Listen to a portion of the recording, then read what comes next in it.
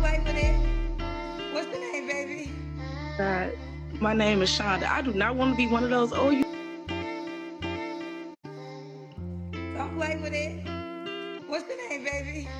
God.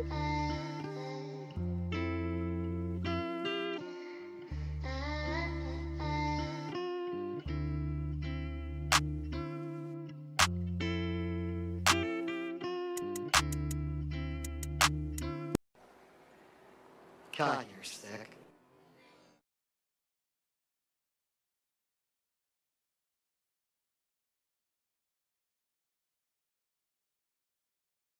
Yeah. We back. We back. We back. We back. We back. Everybody hit the like button. Let me see what Rumble looking like. I got some memes I want to load up. I was thinking about loading up some memes, but I'm like, shit, I won't be going live till 8:39 if I try to load up these memes. So fuck it, maybe tomorrow. Yeah. Excuse me, I'm a pig. I guess we should probably take a vote. Probably should take a vote. I already know what y'all gonna vote for. I'm pretty sure y'all tired of Kendra G's. We've been doing Kendra G's for a little minute, back to back. What up, X?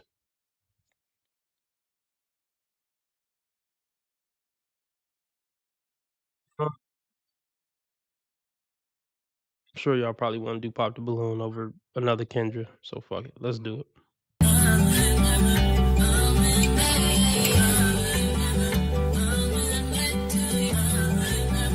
Ugh, that's hard.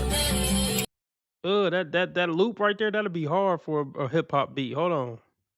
I might have to have somebody loop that and put some hard ass drums on it.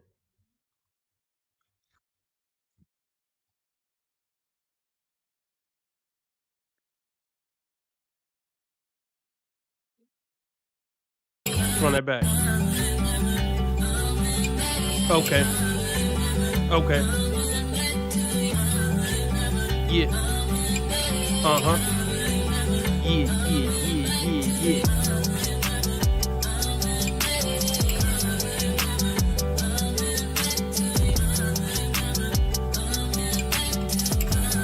Yeah, them drums ain't dropped like they was supposed to drop. Like the drum pattern is good, but it ain't hit like it was supposed to hit.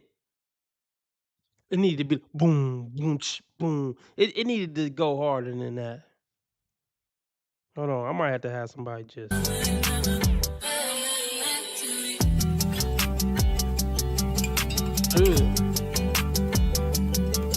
Ooh, that could be who? Oh, man. Ooh, yeah. See, it got more of a pop feel. I like somebody need to do a trap remix. Let's run it back. I'm getting sidetracked.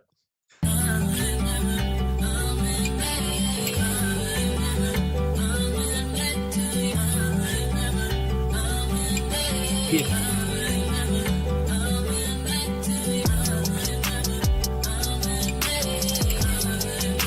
What up? We got the Rare Bellas in the house for real. Yeah. What up, Jen? What up, Lauren? Rare Bella's in the house. It's gonna be a good stream, I guess. Everybody hit the like button. We about to get started. Ah. So yeah, if y'all want it to be a good Saturday night and I stay on 2 hours, we looking to meet a $25 live stream goal. The Cash App is dry as hell. We haven't been doing that great. We haven't been doing that great this week, or really the past few weeks. The Cash App only got $20 in it. So yeah, we looking to meet $25. Cash App, PayPal, Streamlabs, all at the top of the chat. Or super chat, super sticker, dollar symbol on the right of the chat box. Whatever you can give is greatly appreciated. $5 makes you the live stream sponsor, king or queen of the stream. Let's just get into the ridiculous nonsense.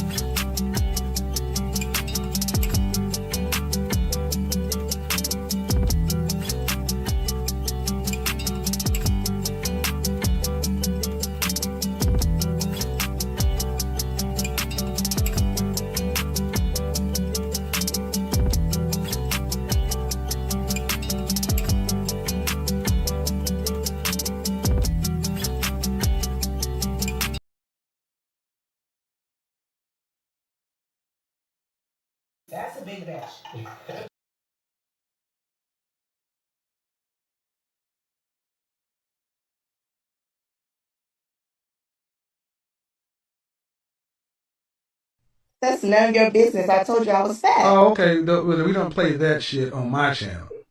You get your big fat ass on somewhere then. I don't deal with you big sassy ass broads. It's on camera vibe. It's on camera vibe.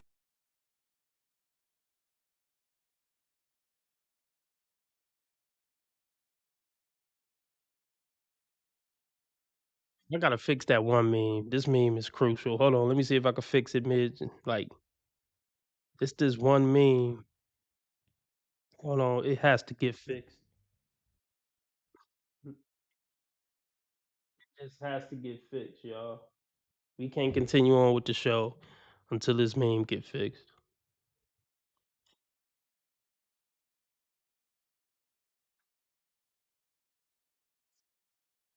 We need this shit fixed.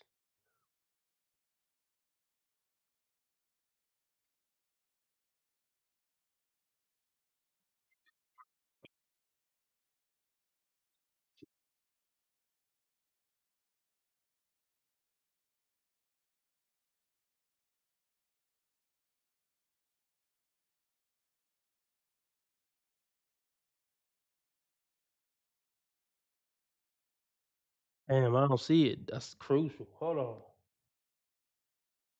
That's crucial. Hold on, hold on.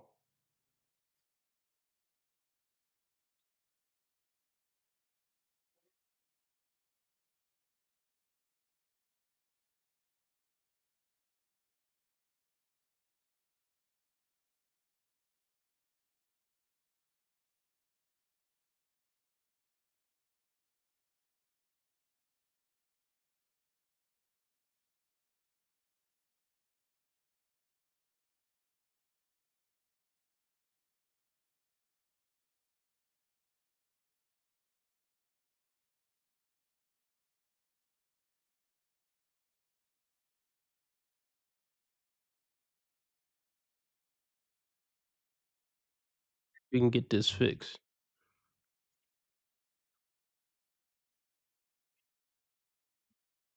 Hold on.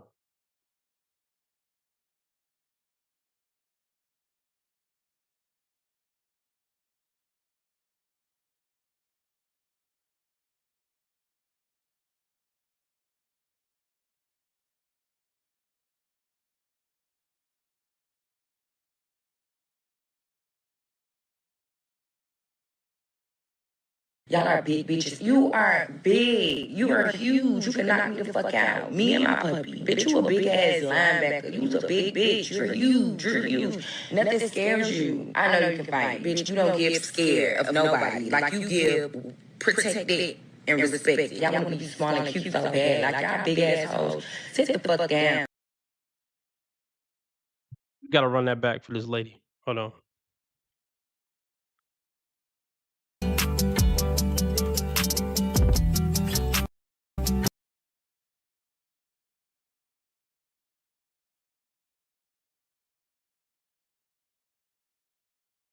Y'all are big bitches. You are big. You are huge. You can knock me the fuck out. Me and my puppy. Bitch, you a big ass linebacker. You was a big bitch. You're huge. You're huge. Nothing scares you. I know you can fight. Bitch, you don't give scared of nobody. Like you give protected and respected. Y'all want to be small and cute so bad. Like y'all big assholes. Sit the fuck down. Uh, Lauren just donated $5. Everybody shout out Lauren. Let me put you on the board, Lauren. 65 up. Lauren at 65, Sheila at 35, Jen at 45. This for you, Lauren.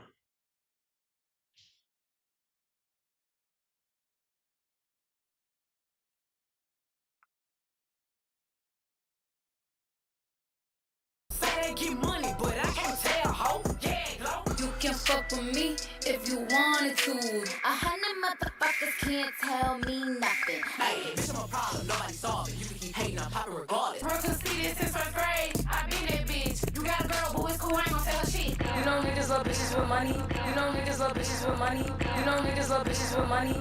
You ain't no fool with no balls, bitch. I turned you out. When a real one hold you down, baby, you supposed to drown. Stone steps, I got balls with gas. Jealousy, let it go. Results could be tragic. I push the beat, not the backseat girl. I push the beat, not the backseat girl. Very thing.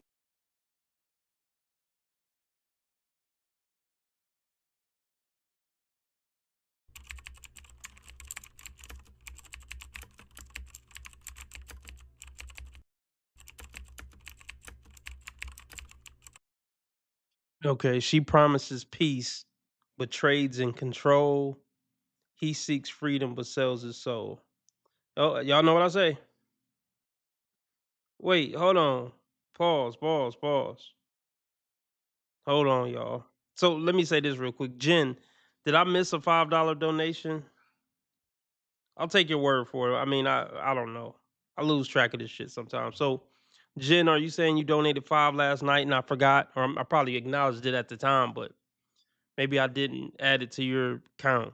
So let me know, Jen. Did I miss a $5 donation last night, Jen?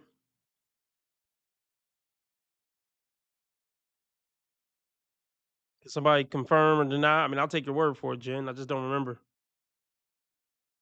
I don't remember. Can somebody verify that?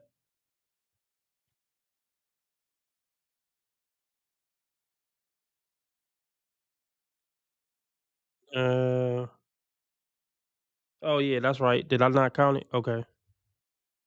So Jen at 50, Lauren at 65. It's a close race between Jen and Lauren. Let me make sure I say that. All right. So let's look at a couple of minutes for this real quick. Says I already read it. So she promises peace but trades in control. No woman brings peace. So never believe a woman when she promised you peace. It's not possible for a woman to bring a man peace in a relationship for 50 years. I don't believe it. I would love to be proven wrong on that. I would love to be proven wrong. Hey, y'all want to know a funny story? I got rubbed down today by some hot young chick. That's all I'll say. I got a full body massage by a hot young white chick today. That's all I'll say.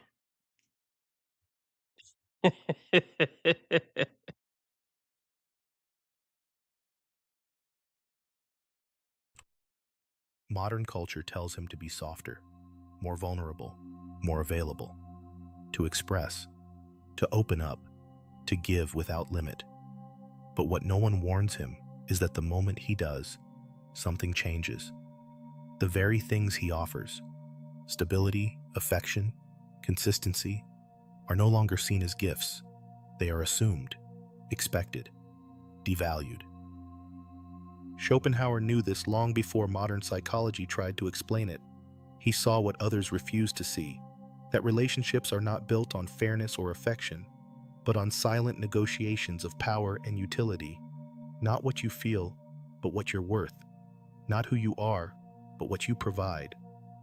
He did not speak of this with resentment. He spoke with clarity.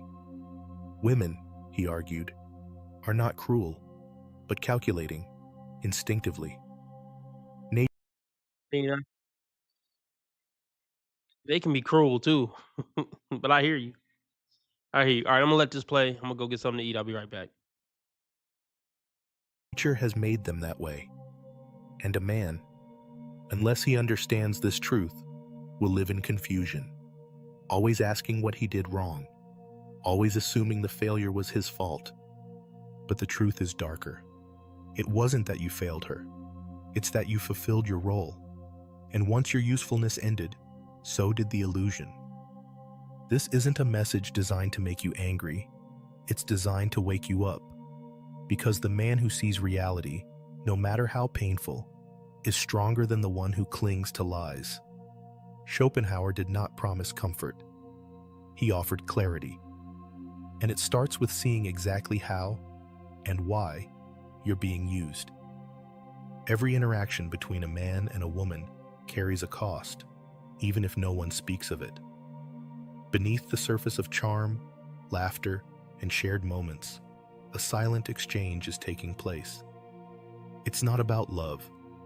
It's not about connection. It's about value, measured, weighed, calculated. A man believes he's building something, trust, intimacy, a future. But what he's really doing is paying, with his time, his attention, his protection, his status. These are not gifts in a woman's eyes. They are the baseline, the minimum price of entry. And once he stops paying, whether through fatigue, failure, or just a moment of vulnerability, the balance shifts. She begins to reassess. Her instinct kicks in. The illusion starts to slip. Schopenhauer saw it with brutal clarity. He understood that what appears as affection is often strategy, not always conscious, not always malicious, but instinctual. Women do not love the way men want to be loved. They love what is useful. They love what secures them. They love what elevates them. The moment that utility fades, their loyalty does too. And the tragedy? Most men never even know the transaction took place. They think they were chosen for who they are, for their heart, their honesty, their commitment. But that's not what was being evaluated. They were measured for their usefulness, and they were used accordingly. This isn't bitterness. It's biology. It's the deep architecture of human behavior that no fairy tale can overwrite. Men give because they believe it will lead to love. But in many cases, what it leads to is exploitation wrapped in affection. To be needed is not the same as being loved. And until a man understands the difference, he will keep paying, blindly, until he has nothing left to give. In the modern world, a man's attention is the new form of currency, and it's being drained every day without him realizing it.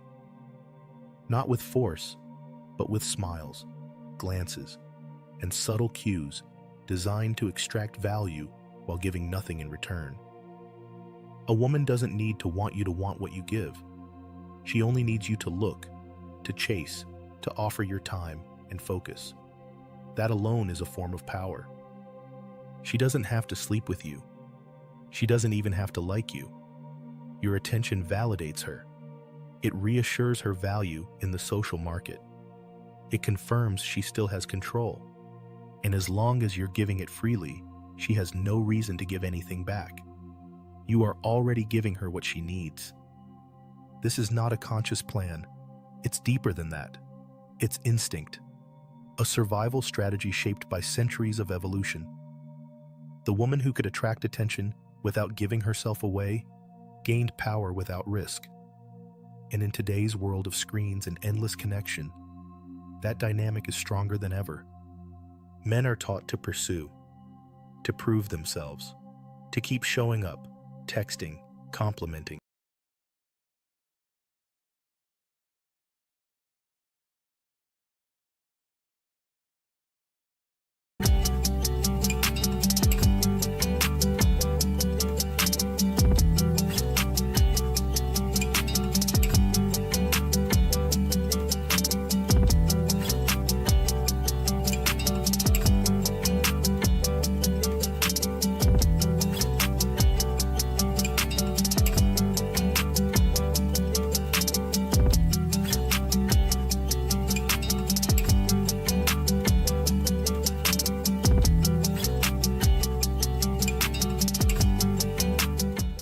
What's up, everyone? Welcome back to another episode of Pop the Balloon or Find Love, FGE Love Edition. I'm your host, Shawnee Rose. And your co-host, Deezy. And we have some beautiful ladies lined up. I hope this camera keep going. No, we're gonna. This is not true. This is not, doesn't even make sense.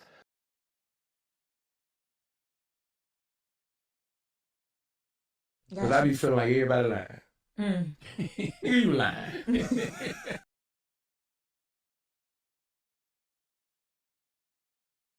How y'all doing? Okay, turn up. What's going on? Are y'all feeling good? How y'all I know feeling? it's been a long one so far. Okay, I see y'all coming through. Y'all came dressed to impress. I love it. Beautiful. You guys ready? Yes. Are we excited? Yes. All right, that's what I need. I need that energy. I love it. Absolutely beautiful. All right, I'm gonna give you guys the quick rules in case anyone doesn't know. I'm gonna have a few single gentlemen come out one by one.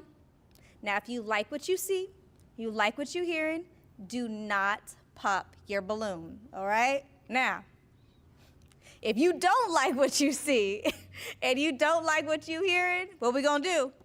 Pop that balloon. All right, so we got it? Are we ready? Are we going to be open to learning the gentleman before we pop? All right, so I don't want to hear, no, I didn't like his shoes, I didn't like his jacket. We can change all that, okay?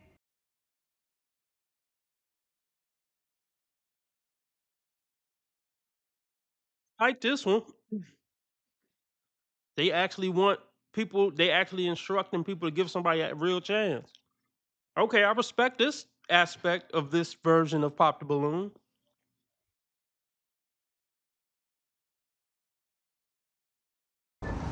My nigga. I'm only playing your fucking game because ain't shit else to do.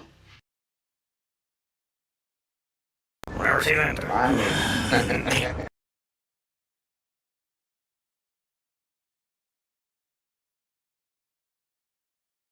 So, do any of y'all watch South Park? I guess it's a new season of South Park that's supposed to be funny. Or the season premiere of the new season. I don't know. Somebody let me know. We're going to give him a chance. Man, I'm going to go do some interviews. It's your boy FGDZ, who I'm here with. Adam Bellinger, what's up, brother? Man, how you doing? How you doing? I'm doing good, man. How you doing? I'm doing great. I love the energy. I love the dress, the suit, man. Yeah, I appreciate it. Steal that from you. He says, "Hey, you're a little bigger than me. You're a little bigger than me." He gonna stretch it. Yeah, a little bit. That boy be in the gym. That's right. That's right. Hey, he won't. I ain't gonna say it. Look, well, what's your type? Definitely God-fearing woman. Okay. I'm.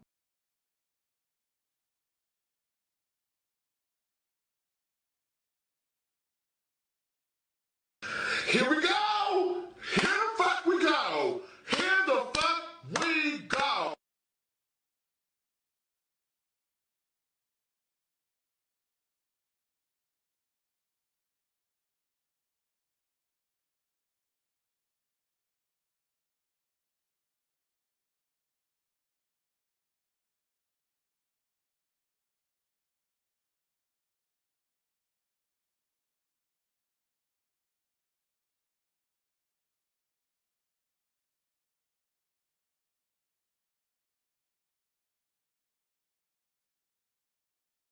What kind of man you looking for, boo? God-fearing. Puts God first. And that loves God more than himself. A God-fearing man. I need a God-fearing man.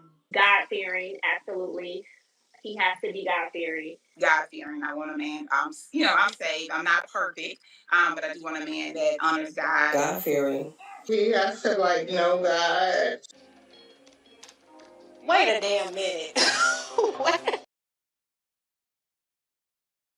Passionate about fitness, so definitely someone who works out. You got to take care of yourself. I take care of myself. You got to take care of yourself. Most That's definitely. Two-way street. Most definitely. I think, and especially someone who's outgoing. I'm not a shy guy. I have a lot of energy, positive vibes. So I want someone who's positive and energy and outgoing. And not that a shy girl's a bad thing, but it's just not my type. I get it. So one thing you said about the gym. Let's say you have somebody that really want to work out. Okay. And they really don't know how as much. Are you willing to take that girl under your wing and help her and guide her and push her to that Absolutely. limit? I think, I think a good woman is hard to find. And if there is a good woman out there and she wants to get into it and better herself, I mean, I would, I would love to help. Absolutely. Most definitely. I like that, man. It ain't nothing like a man that is willing to help. You know what I mean? And that's going to, guide you to.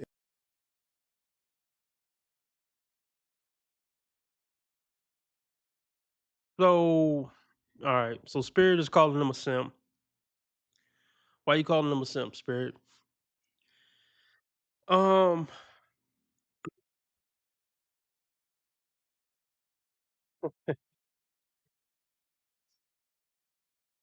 So I respect his workout regimen.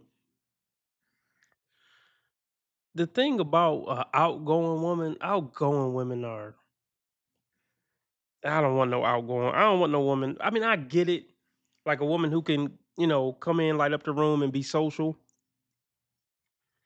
I just find it that like outgoing women usually have obnoxious personalities.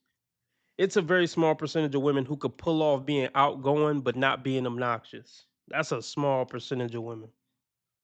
But let's see what's up. Let's see what's up. That's a big bitch. In the right direction. So that's dope. I wanted to hear that. I know y'all wanted to hear that. Y'all be in the comments like, oh, he just the one woman. But like y'all said in the other show, we want somebody that work out, and it's okay. It's okay for that. But I appreciate you, man. We got some beautiful women out there. Oh man, that's awesome. I can't, I can't wait. I'm ready. Look, Let's I know, do it. I see it, man. Let's do it. Go. Let's go out there. All right, Let's man. get it. All right, cool. Let's bring out our first single gentleman. Ladies, how are y'all? You guys look great. Awesome. How are you? I'm doing great. How about yourself? I'm great. Awesome. Can I get your name and age? My name is Adam. I'm 46. All right, and what do you do, Adam? I actually run my own business. Okay, you want to elaborate on that? Yeah, I run a roofing company. I'm in charge of all the sales and leadership and all that good fun stuff. So, yeah, I took a leap of faith, and it was one of the best decisions I ever made. So, I know you got a story. I got a great story. Yeah, it's I know. Got to go all in. If you want to be successful, you got to go all in. You can't be scared. That. All right, we might need to be friends. Let's do it. Let's do it. All right, what do we? All right, hold on now, pregnant woman. Probably married, pregnant woman. Hold on now. Relax. Relax. Don't be too friendly now. Cause old boy said he want an outgoing like woman. Now, I don't know too many men who want they woman that outgoing, you know what I mean? Trying to befriend grown men.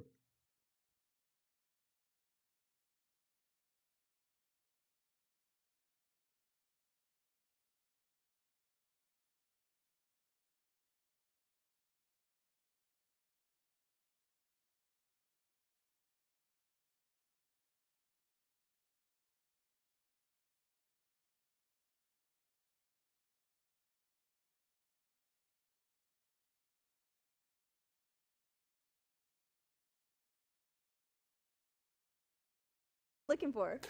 First of all, a woman who's God-fearing for sure. I work out, so fitness is a passion. So you got to take care of yourself. I mean, I take care of myself. You got to take care of yourself. So, also someone who's outgoing. I'm full of energy. I'm not shy. Not that being shy is bad, but I definitely want someone who's outgoing and things of that nature.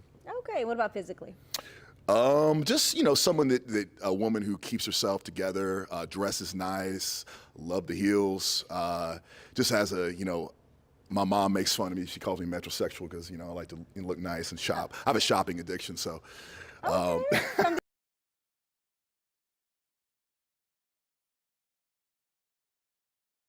And so you've been a homosexual all your life, you said earlier, right?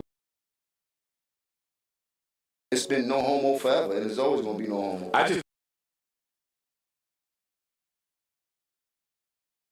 Well, I need to go get me a different drink. I don't want to miss anything though. I don't want to miss anything. So $5 down, 20 to go to keep me on for 2 hours. $5 down, 20 to go. Cash App, PayPal, Streamlabs all at the top of the chat, or super chat, super sticker, dollar symbol on the right of the chat box. I'll be right back, y'all. I'm just going to get something to drink. Hoping. But most don't realize they're playing a game that was rigged from the start. Their attention is being harvested, not reciprocated. It's treated like an endless resource, something disposable, something cheap. Schopenhauer didn't write about Instagram, but he understood the principle. That which is easily given is never respected, and a man who throws his attention at every beautiful face will be used by them all. The man who learns to protect his gaze, who gives his time and focus like it matters, is the one who reclaims power. Until then, he remains a tool, not seen, not chosen, just used. A man is told to open up, to be honest, to show emotion. He's told that vulnerability is strength, that women want depth, not just surface. So he listens. He drops the armor. He speaks from the heart. He reveals his fears, his doubts, his struggles. And slowly, without realizing it, he begins to unravel in her eyes. She doesn't attack him. She doesn't walk away immediately. But something changes. The air shifts. The admiration dulls. The attraction fades. What was once seen as stoic and dependable now feels exposed and weak. Not because she hates his vulnerability, but because nature does. Schopenhauer understood that human desire is not shaped by ideals. It is shaped by instincts. A woman may say she wants openness, but her biology is watching something else. Strength, control, certainty. When a man bleeds emotionally, something ancient in her recoils. Not out of cruelty, but out of survival. Women seek protection, not confession. They are wired to find the man who can carry the weight, not the one collapsing under it. Vulnerability sounds noble in theory, but in practice, it disrupts the primal dynamic. It asks a woman to be the anchor when she was searching for one. This is the paradox. The man who hides his pain is seen as distant. The one who reveals it is seen as fragile. Either way, he loses unless he understands the game. Strength isn't loud. It's not about pretending. It's about control, not of others, but of himself. When a man masters his silence, not out of fear, but out of discipline, he becomes what women claim they want, but rarely understand. Dependable without dependence, open without spilling, present without begging. She may ask for your truth, but what she truly respects is your restraint. Most men live under the belief that they choose the women they pursue. That desire comes from them, that they are the initiators, the hunters, the ones in control. But the truth is far more unsettling. The choice was never theirs. It only Let's get back into it. This is an interesting setup. A white, muscly dude that looked like he from Jersey Shore with a bunch of ghetto hood rat black bitches. I mean, this is an interesting case study. So yeah, let's see what happens. Goodness gracious, what a night!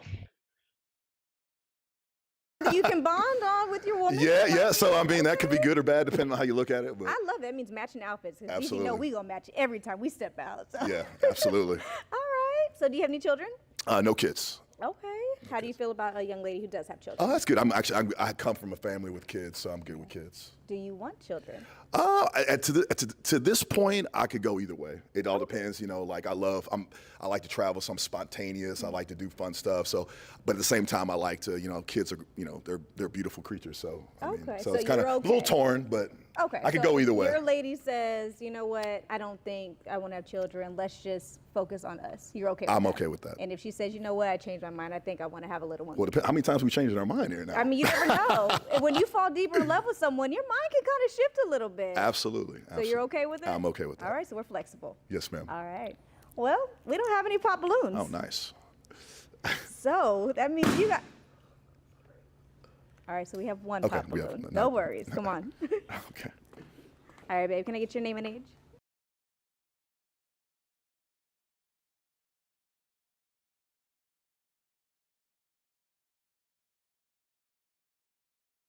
How? Hold on, bro. How? I'm saying, how? Like, just talk to me, bro.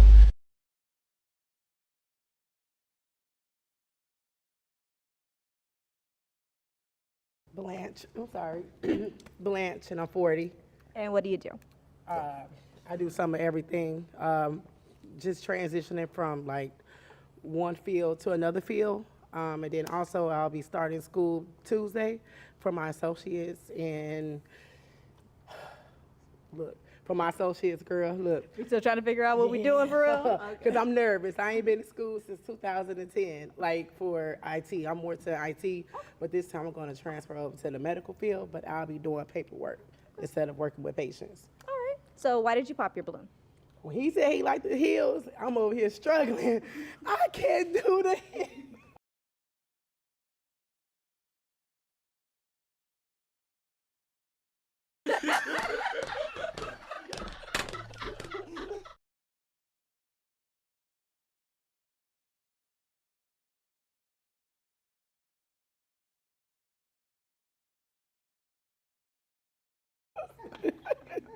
Nothing bad. Well, I don't wear heels, but no, I mean, if it's on for y'all, that's what I meant. Nothing bad at all. And then, like, honestly, like, no race card here, but I just never really kind of like. I'm Italian, actually, but. Dated outside my race. No worries. But other than that, though, there was nothing wrong with them at all. Okay. Are heels a deal breaker for you? No, no. Okay. No, just, See, you knocked yourself out of Pushed there. it up. it's not a deal breaker. I messed it up. It's all good, though. It's Let me ask y'all a question. I mean, yeah, he wants in shape. I don't think this black women and being in shape usually don't mix. There's no shade. It's just statistically true. I mean, maybe it is shade. I don't know. But look.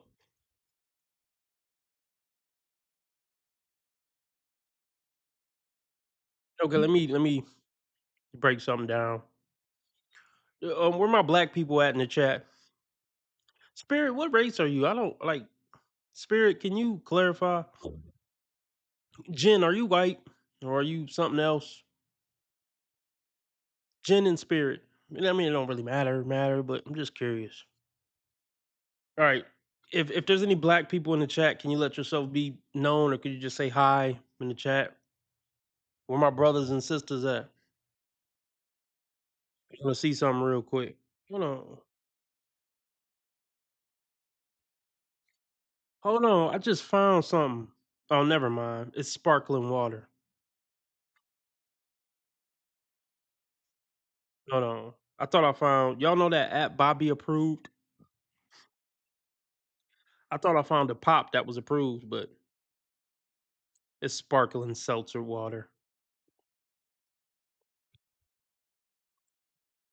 Okay, what up, Khalil?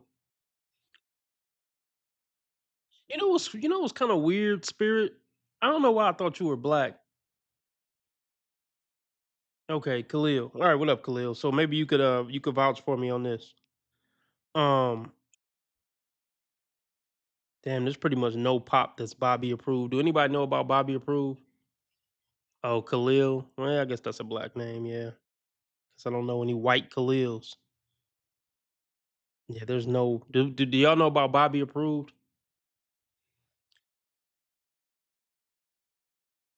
Anyway, so this is what I wanted to bring up. To black people, probably to me and Khalil. I can't speak for Khalil. You can correct me if I'm wrong. Um, to black people, white people are just white people. We don't give a fuck if you Italian, German, Russian, fucking Jewish. Look, white is white. We don't make a distinction. Chris Rock got a joke about it. You just white, motherfucker. I mean, we don't care. Like, now, see, once you get in the white world, I feel like they maybe care. Amongst whites, they care. You know.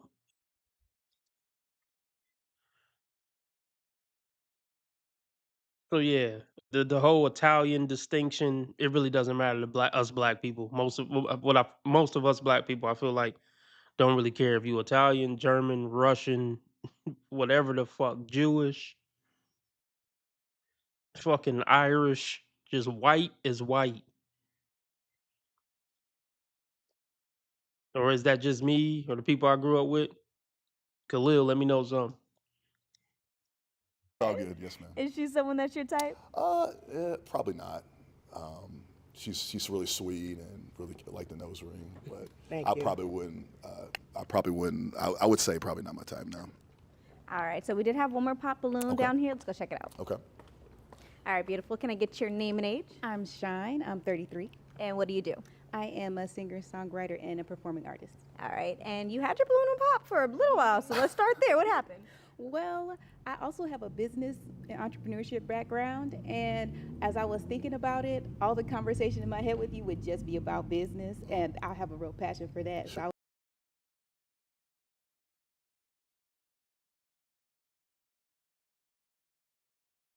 What kind of shit is that?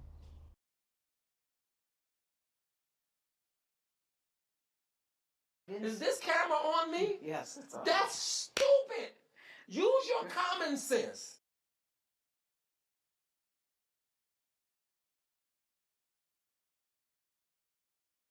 entrepreneurship background, and as I was thinking about it, all the conversation in my head with you would just be about business, and I have a real passion for that. So I was like, am I interested in business or am I more interested in you? I think I had to go with the business. So I want to make sure I use your time wisely.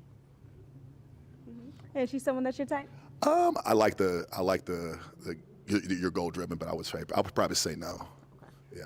All right, let's come on back down. All right, cool. All right, so we do still have a This did this greaseball know that what he was signing up for? No, I'm just playing. I'm kidding. I'm kidding. Did this Italian stallion know that he was signing up for some sisters? I wonder. I'm just curious. few pop balloons. Okay. I'm gonna have you be on the hot seat still. Oh man. Okay. And I'm gonna let you go ahead and pop 2. 2. Pop 2. Pop 2. Okay. Wow. Okay. Let's see here. Oh. It won't pop. Well, might be a sign. They gonna clown him. Like your big muscly ass can't pop that balloon.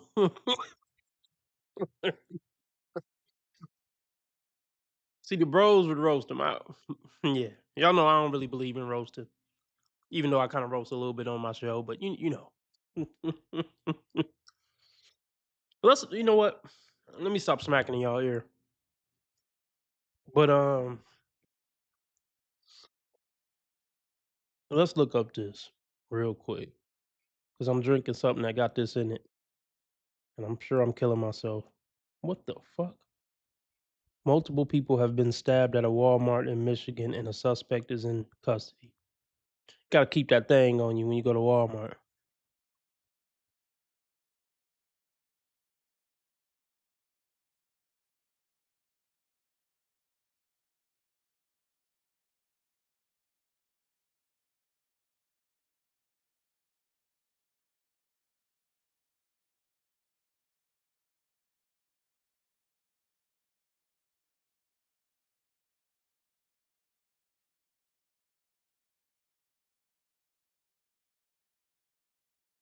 See what we got here.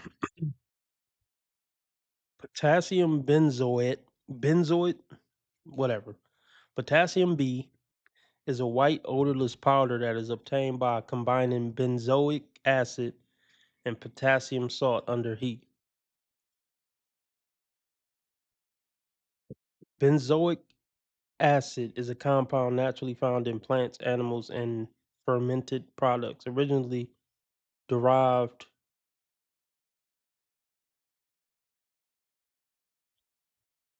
from the benzoin resin of certain tree species. It's now mostly industrially produced. Okay, the main part is what are the side effects?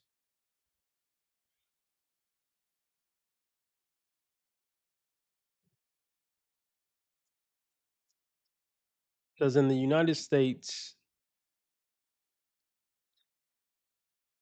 food the FDA considers the related compound sodium benzoate safe, but has yet to take a clear stance on safety of potassium benzoate. That said, this compound comes with potential side effects. When a food or beverage containing both potassium benzoate and absorbic acid is exposed to heat or light, it may form the chemical benzene. Heat or light? Okay.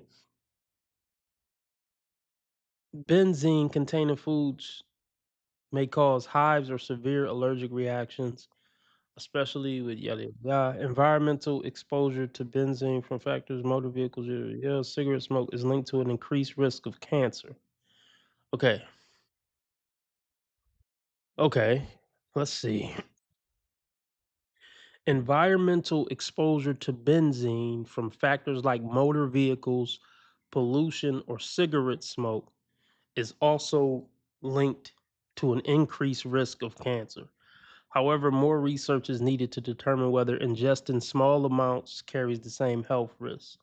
Some research further suggests that young children exposed to benzene or benzoic acid containing compounds like potassium benzoate may have a higher risk of attention deficit.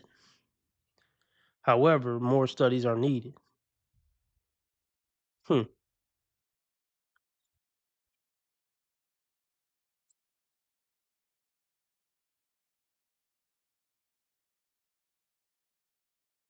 Now let's see. Hmm.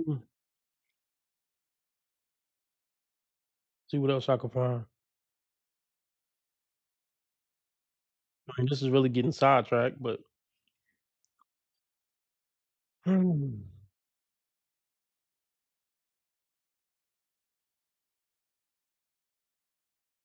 gonna put a fucking skull. Really?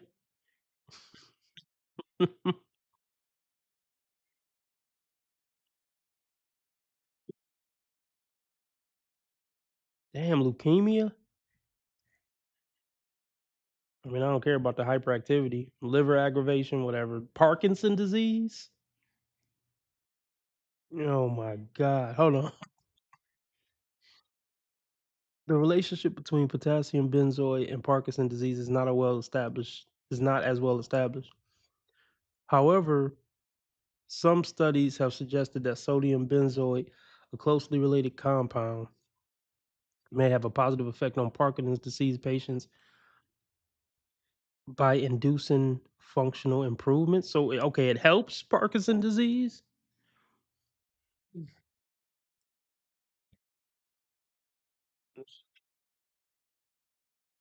Preservative is understood to have the potential to cause some negative effects on liver health, although the exact mechanism is not entirely understood.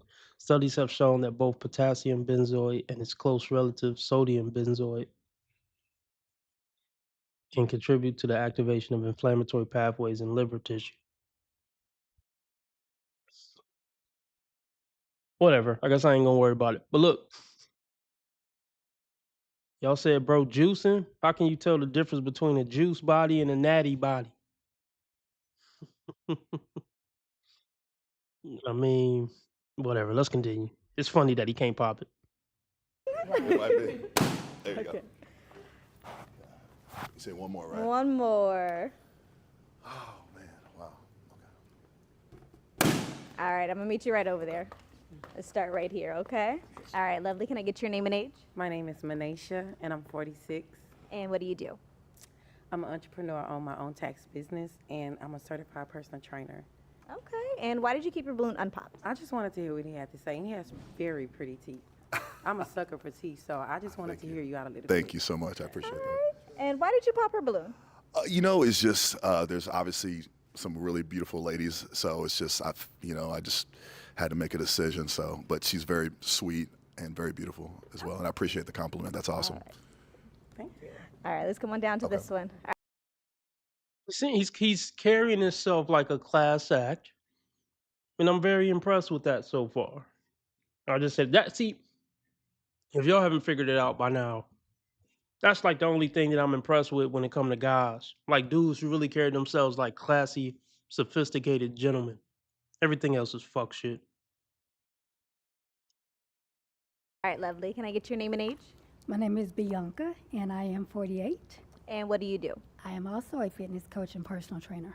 All right, and you had your balloon unpopped. Why'd you keep it? Because he fits the criteria. I would like my person to be in the fitness, in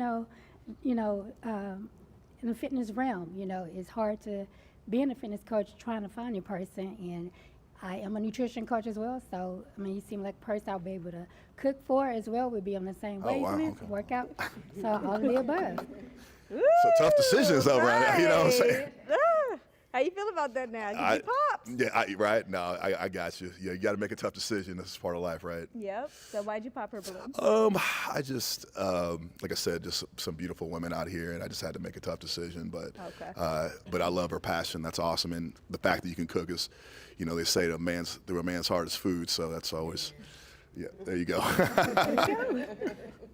All right, let's go on back down. Yes, ma'am. Okay. All right, so we have 3 unpopped balloons still. We are in there. Okay.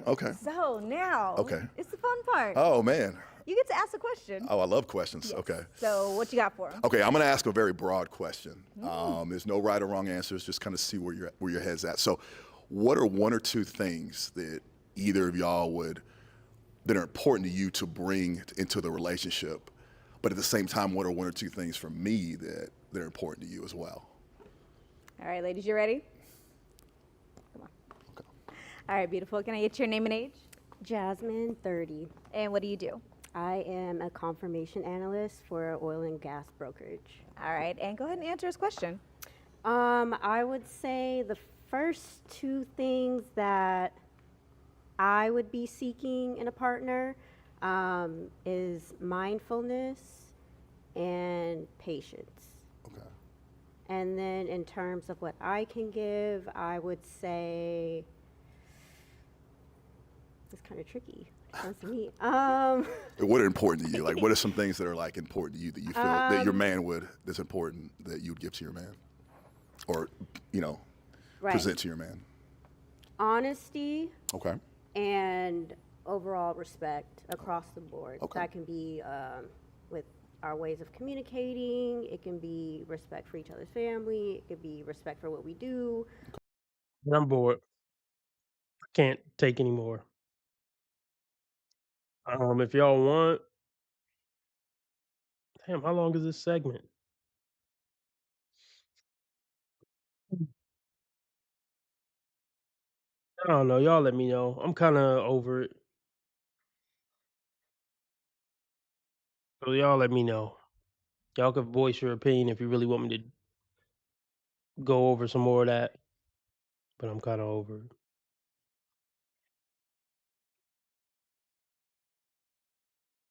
I was thinking about going over these 2. I'm kind of in the mood for some snow bunnies.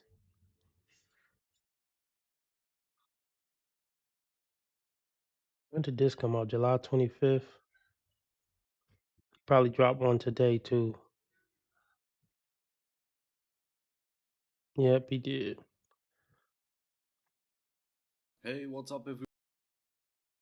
Let's run this one back.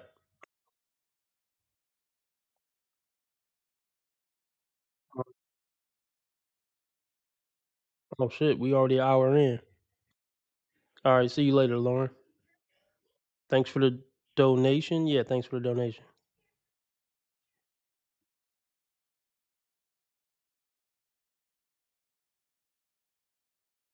Okay, let's see what happened at the end. We're gonna skip to the end. Let's see what happened.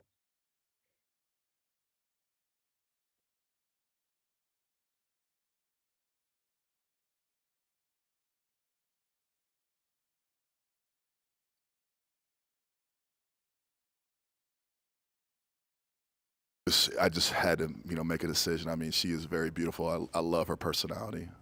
Thank you. Very genuine. I like that. As you looked over to the other one. Come on back down. Okay. You got your eye on her? You got your eye on her. I ain't mad at you. He was looking at you. Come on. Come on. All right. Are you guys ready? We get to ask a couple questions. Okay. You ready? I'm going to you got the last one. Let you go ahead and ask a question. Okay. What are the relationship dynamics for you with women in your family? Relationship. I would say, so I grew up with a single mom. I've never met my dad. So my mom, she's like worked 2 jobs. All right, let's talk about it. See,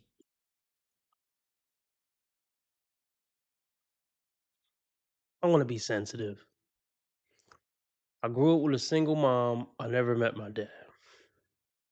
First off, that's fucked up. But second off, I don't mean any disrespect. His mom's probably a piece of shit.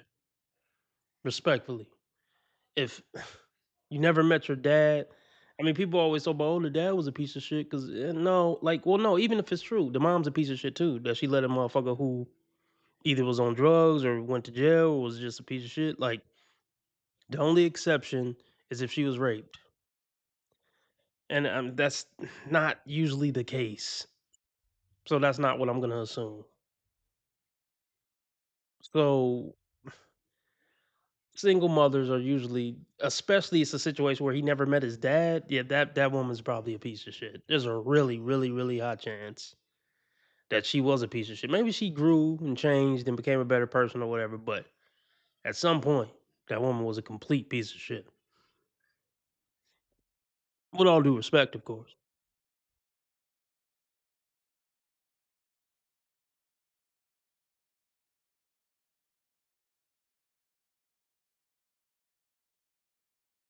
Like let's think about this for a second. Most men don't abandon their children flat out. Never met the kid. Uh, Most men are gonna want to meet their fucking son. I'm sorry. The overwhelming majority of men, 95%, 95%.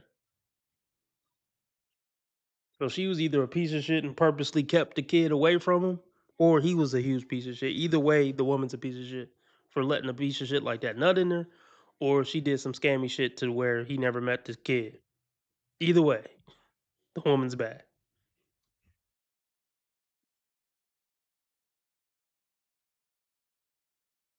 Couple questions. Okay. You ready? I'm gonna let, well, you got the last one. Let you go ahead and ask the question. Okay. What are the relationship dynamics for you with women in your family? Relationship. I would say, so I grew up with a single mom. I've never met my dad. So my mom, she's like worked 2 jobs, tried to, did everything she could. So my grandma, she passed away a few years back. So I was really close to her because my mom was in the military. She was gone all the time. So I would say pretty good. Oh yeah. Mom was in the military, gone all the time. Who knows if she was even in the military? That's probably the story grandma told her. I feel for bro. That's oh my gosh. Oh, man. Military. Either way, that's a bad sign. Whether she was really in the military or that was the lie grandma told, so she didn't have to tell, little Johnny that his mama was a hoe. These women, man, I swear. Female empowerment ruins so many lives. In spirit, I said, like, yeah, I said, unless there was rape involved, which isn't usually the case. Maybe it is in this particular situation. I don't know.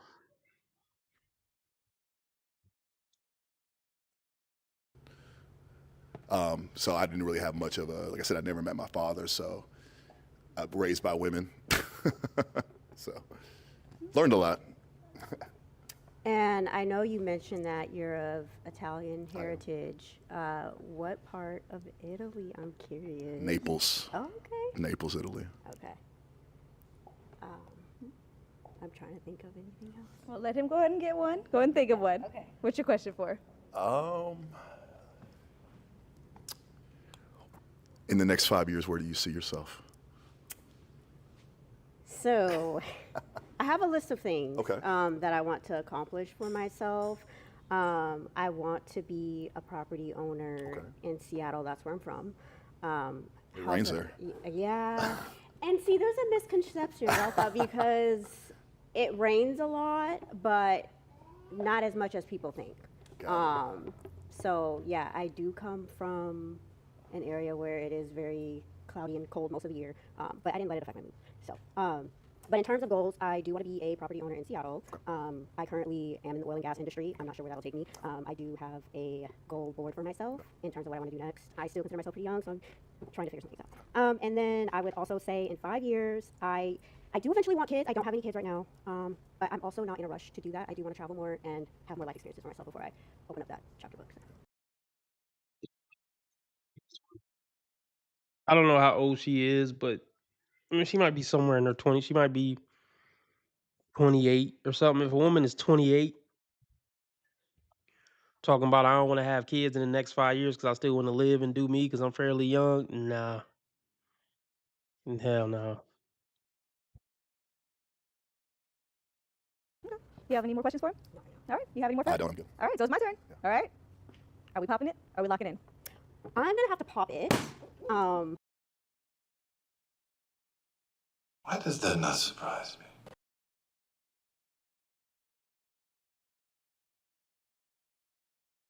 Yeah, if a woman is 30 talking about I still want to wait a while to have kids because I'm still fairly young. No.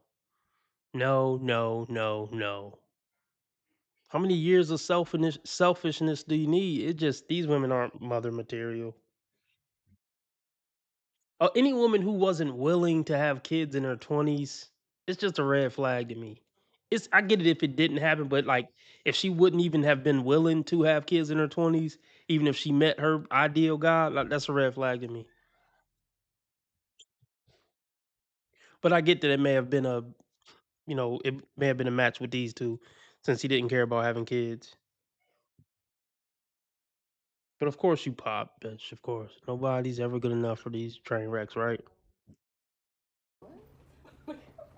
And the only reason why I'm popping it is because I have only been in a relationship with like older men once or twice, and nothing against the age gap, but the more I thought about it and just like simmering with myself, I just don't know if there would be much of a connection in terms of like the age gap, and I don't want to waste anybody's time. Where do you think the disconnect would be with the age? I would say in terms of like commonalities, like I mean, what's going on, like going on things of that sort. And it's not to discredit the age thing. I think it's kind of where I'm at, and not like hyper focusing on the age, but it is something that's going to be in the back of my mind.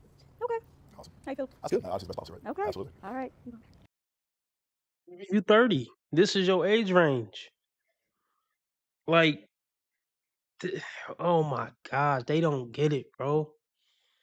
These women don't get it. I don't think they don't get it, man. You a old ass bitch. That's what these women need to get. At 30, you a old ass bitch in the dating market. Women need to start looking at 30 like it's 50. Like time has ran out. If you want a relationship with a man, this is the time to get it. And it's not gonna you don't have any type of luxuries to be picky or height or age. 20 years up is your dating range after 30. You washed. Oh my gosh. Yeah, you gonna pop for age all the way at the end. Like they're full of shit, man, inherently. Oh, why you gonna wait to pop over age? Like you a clown. Oh God, they just want to feel like the guy picked them so they can still pop at the end. It's sickening. They're not good people, man. Just not good people. Oh. Yeah, he dodged the bullet anyway. Goodness.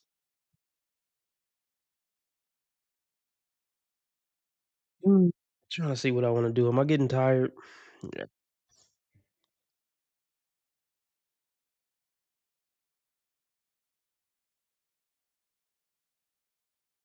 Yeah.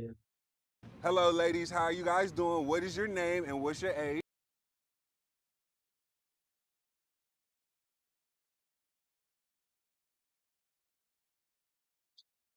Having a different space than. See y'all tomorrow. I feel like we ain't even really go over shit, but we hung out, family. We hung out a little bit, you know. I came on. I popped up. We kicked it for a little bit. I mean, I'm willing to stay if we get the donations up. $5 down, 20 to go to keep me on for 2 hours. So this is what we'll do. I'm gonna stay on for like another 5 minutes. If for some reason we get the $20 donation goal, I'll stay on 2 hours. If not, I'm gonna get off in 5 minutes. Um,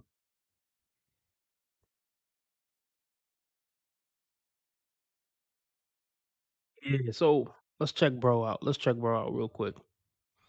Okay, boiling frog. He says that Boone, I'm assuming baboon, on the left looks like a dude. So, yeah, I was thinking about this earlier. So I don't know what race this dude is, and I guess I can't confirm 100% that Boone meant baboon.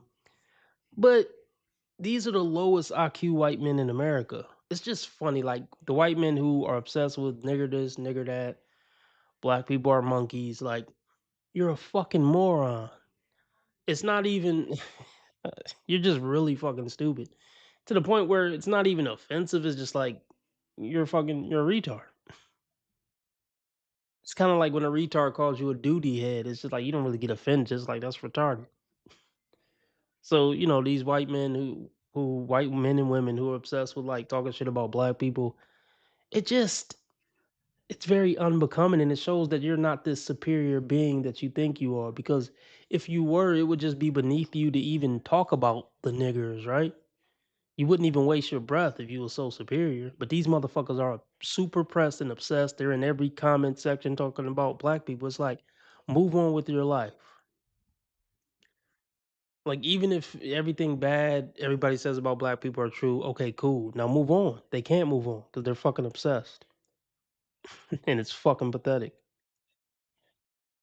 Oh gosh. It's different levels of racism. This is the half a brain retard version of racism. Um, let's see if somebody wants me to stay on 2 hours. Oh shit.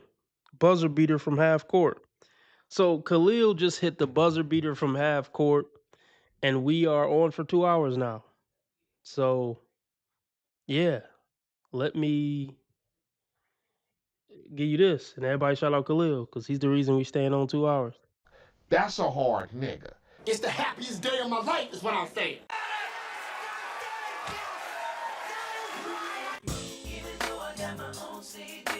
Hit it, hit it, hit it, hit it.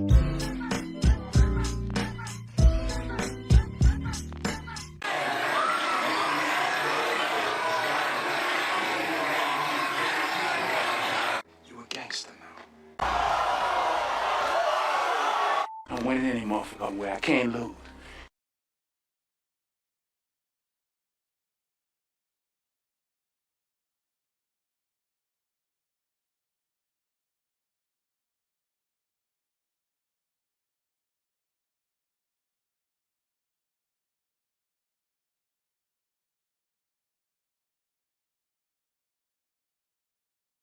Hello, ladies. How are you guys doing? What is your name and what's your age? Hello, I'm Jasmine and I am 31. Okay. Hi, I'm Sonia. I'm the same age.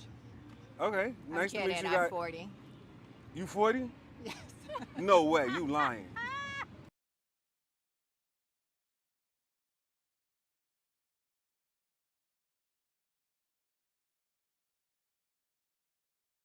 Metal in her face, yeah, she's a disgrace. It's the Bull Chronicles. Metal in her face, yeah, she's a disgrace. It's the Bull Chronicles. Metal in her face, yeah, she's a disgrace. It's the Bull Chronicles. Metal in her face, yeah, she's a disgrace. It's the Bull Chronicles.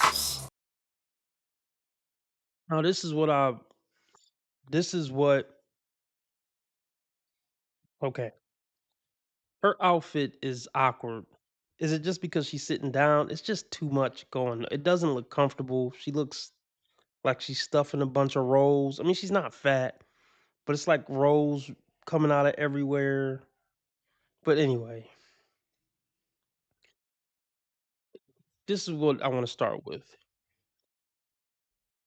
The friend on the right wasn't gonna guess she was being loyal. The friend on the right, she kind of made a little bit of a face, but the friend on the right wasn't gonna say, "Hey, girl, don't lie about your age." See, they'll back each other's bullshit. They'll defend each other's bullshit. So let's watch that again. Hello, ladies. How are you guys doing? What is your name and what's your age? Hello, I'm Jasmine and I am 31. Okay. Hi, I'm Sonia. I'm the same age. Okay. Nice to meet kidding, you guys. I'm 40. You 40? Yes. No way. You lying. Well, excuse me. The first one was a lie, but Okay, let's talk. So I guess we're assuming that they're friends, lovers. Ooh, we have no idea. Um,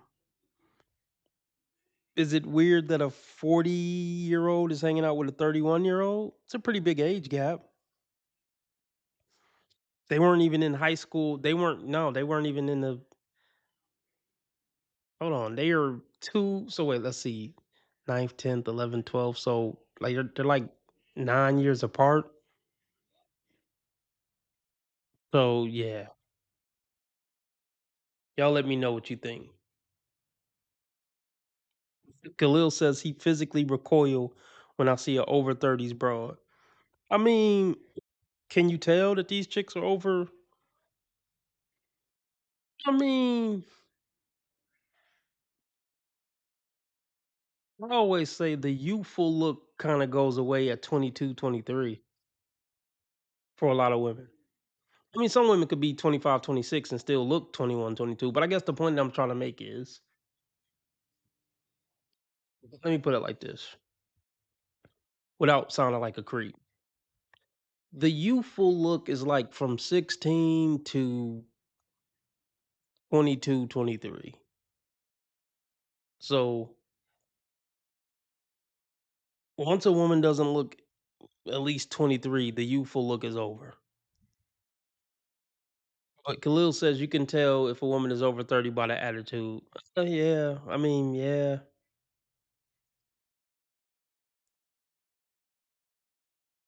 So 40 years old with a nose ring in, we already know what this is. You're 40 years old. You're still essentially dressed like a hooker. I mean, I know it's probably hot out. But so let me know what y'all think. She got the Louis V belt on. We get it. We get it. The LV belt. We get it.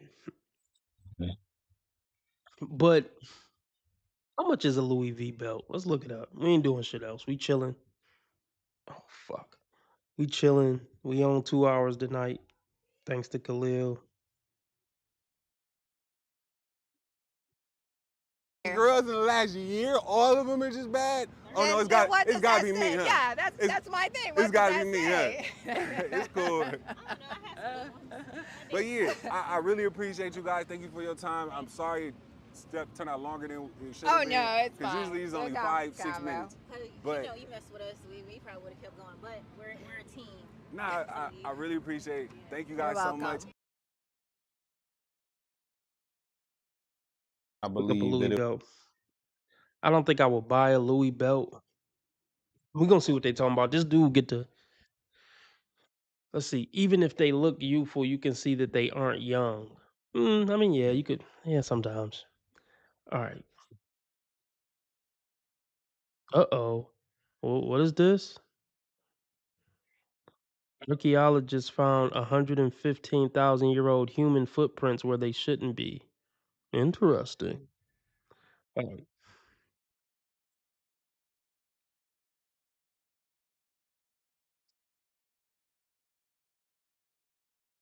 Louis Vuitton is just, I wouldn't mind a Louis Vuitton book bag. I don't need one, but probably on some bullshit. Ooh, men's bags. A Louis V wallet would be kind of dope. Louis V wallet would be dope. Being a brand whore, label whore. Whoa, no, maybe it wouldn't be dope. 600 and something dollars for a fucking wallet.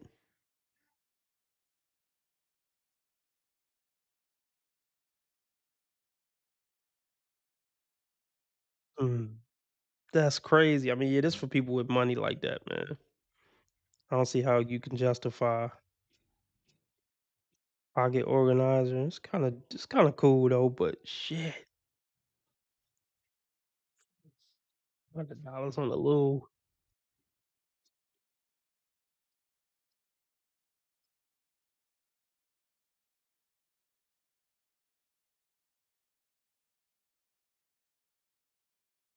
It's ugly.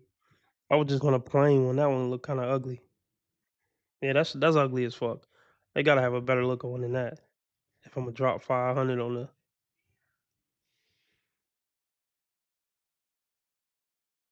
Let's see. Long wallets, compact wallets. Let's see.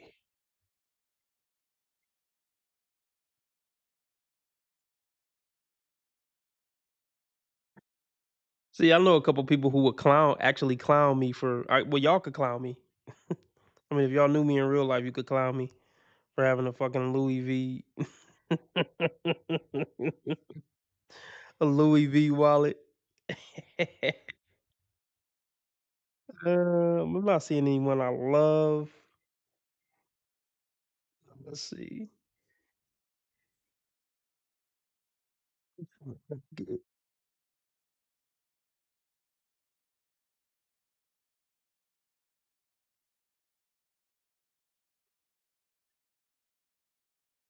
Oh, customizable? Yeah. I might like a book bag though. We getting off track.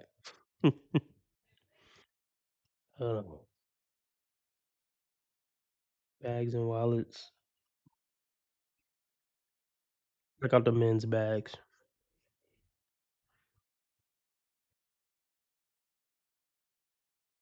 I ain't fancy now. I'm not getting enough. Not getting enough $20 donations. I do want to see. Let's see. Louis V bag is kind of dope though. I don't know if it's just the legendary status of it or what, but it would be kind of dope. Or some Louis V sneakers maybe. I ain't trying to attract the wrong attention. These men's bags, oh my god, nah, man, thousands of dollars for a bag is diabolical work. Is this a men's sling bag? I feel yeah, I would feel I wouldn't feel comfortable with a Louis V bag. I might attract the wrong attention. Damn, $3,000 for a bag. I don't want to attract the Jack boys. I know I gotta play this for myself.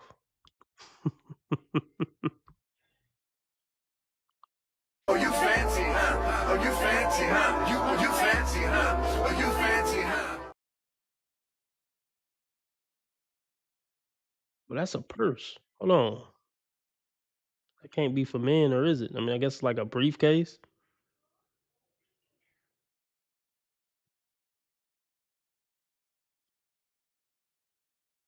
Like a Louis V brief. Is this some metrosexual shit? Yeah, if you want to impress me, ladies. What lace up pouch? Hmm. I was thinking about getting one. That look kind of gay.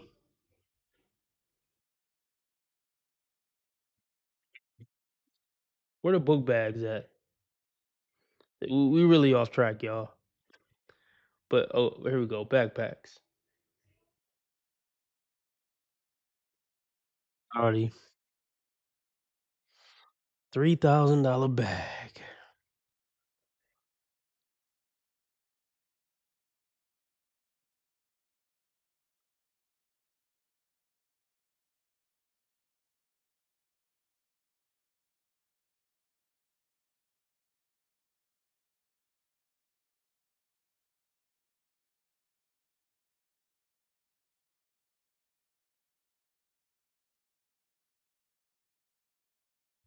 I come on here for to see what a Louis V belt costs. Where's the men's accessories? I'm curious what the glasses cost. Keychains, hats, beanies, gloves. Kind of curious what a Louis V. Maybe a hat. Maybe I could afford a hat. Let's see. Hell, the infamous LV belt. Infamous LV belt. 715 for a belt is crazy. See the hood niggas, they would tuck the shirt in so you could see the LV belt. Try to crack a bitch because you got an LV belt. Yeah, I wouldn't pay that much for a belt.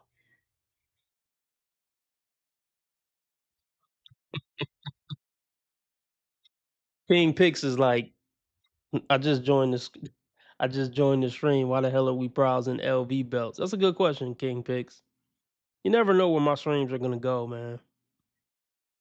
700 for a belt is fucking crazy to me. I might buy a book bag or something, maybe even a wallet for 500. But for some reason, just a belt, just can't do it. How much for the 600, 500 for the glasses? Oh,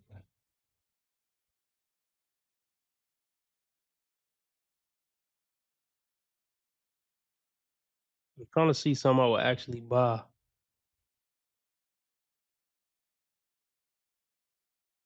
The goggles. Oh, ski mask.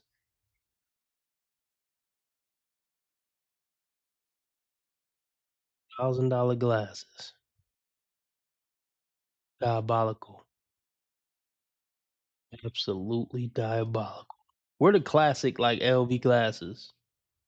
I guess those are kind of. All right, let's move on. Let's get back to the nonsense.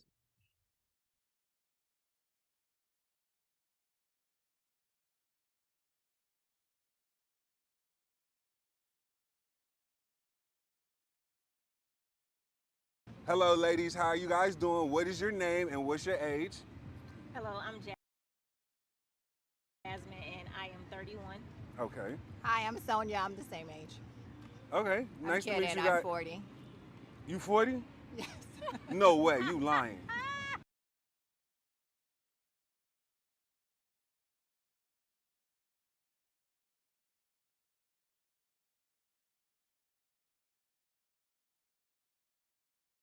Well, excuse The you. first one was a lie, but You came to the Did she say that so people could say, "Oh, you look good for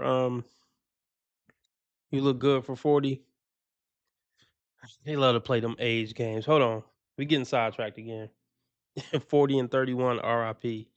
I mean, pretty much if you single. I mean, it ain't RIP if they ain't single, but they still single. So yeah. I mean, well, let me get how much is a $600 Louis V hat? Nah, now that's I would buy the Louis V bucket is kind of dope though. For $500 for a fucking bucket hat,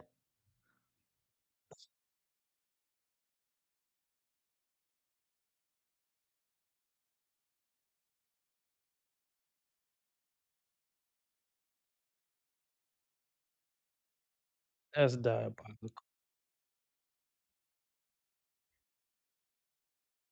Let's go to time for it.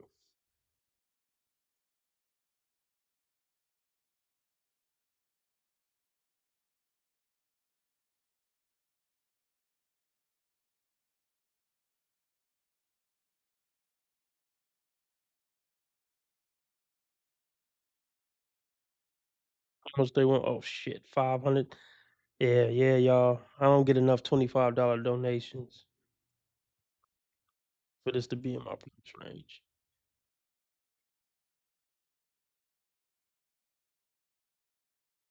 older crew. Okay, nah, but that's good because I feel like the older women are a little bit more level-headed and grounded when it comes to what's going on in today's day and age. So what I want to ask you guys is, are you single, in a relationship, or married? Complicated. Complicated.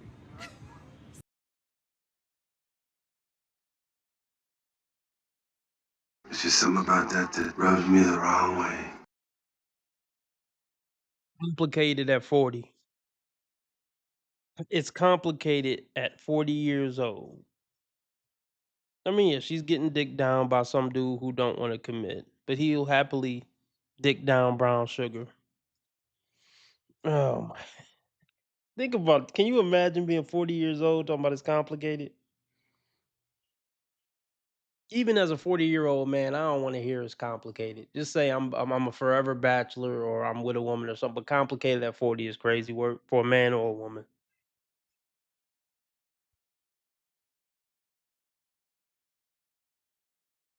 Single. Single? Single. Okay, now this is baffling to me because both of you ladies are extremely beautiful, and we live in Atlanta where there's plenty people. What is the reason why you guys are single? Is it by choice or I just came out of a relationship. for how long? It's been about 7 months. Okay, 7-month relationship. Okay. Okay, now let's. Y'all know what I say. 40 years old getting out of a relationship is crazy work. Hey, what up, Dan Sparks? I have I ever seen Dan Sparks? Dan Sparks, I don't know if I've ever seen you before. But you're in Bangkok. That's what's up. Are the women better there in Bangkok? But he says I can get you that LV bucket hat for 20 USD. Well, send me the link, Dan. Is it legal? Send me the link. That LV bucket was kind of hard though. I don't know where I would wear it. I guess I would wear it to a nice restaurant. I would hood it out.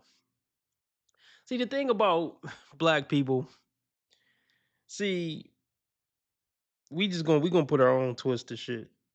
And the truth is, as much shit as people talk about blacks, they love our motherfucking style. Try to talk like us, dress like us. They hate niggas, but they love the nigga culture. Yeah, yeah, they both still riding the carousel for sure. Um, Boiling Frog, just all right. I already spoke my mind on him.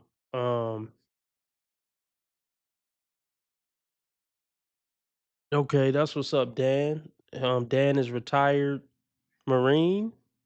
That's what's up, Dan. The Marines. Which one is the Marine? Is the hold on. Let's look up.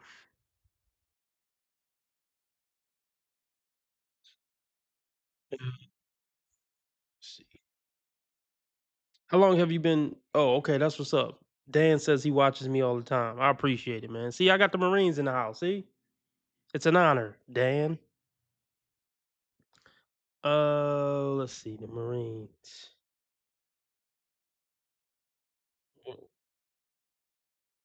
This what's up, man. I don't want to click that link. I don't want to get put on some type of list. But how long you been watching the channel, Dan? Thanks for your service. I'm saluting you, even though you can't see me. Oh, a pirate version. I might just take the pirate version. Shit. I mean, $600. I might buy the book. No, wait. How much was the book bags? Was probably what 1,500. How much was the book bags? 2,000. I mean, anywhere from 1,000 to 3,000.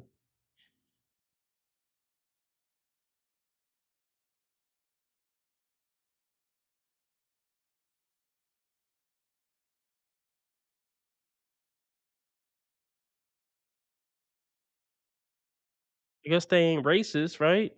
That man is black, black. Shout out to my black brothers. Oh, okay. Shout out Dan.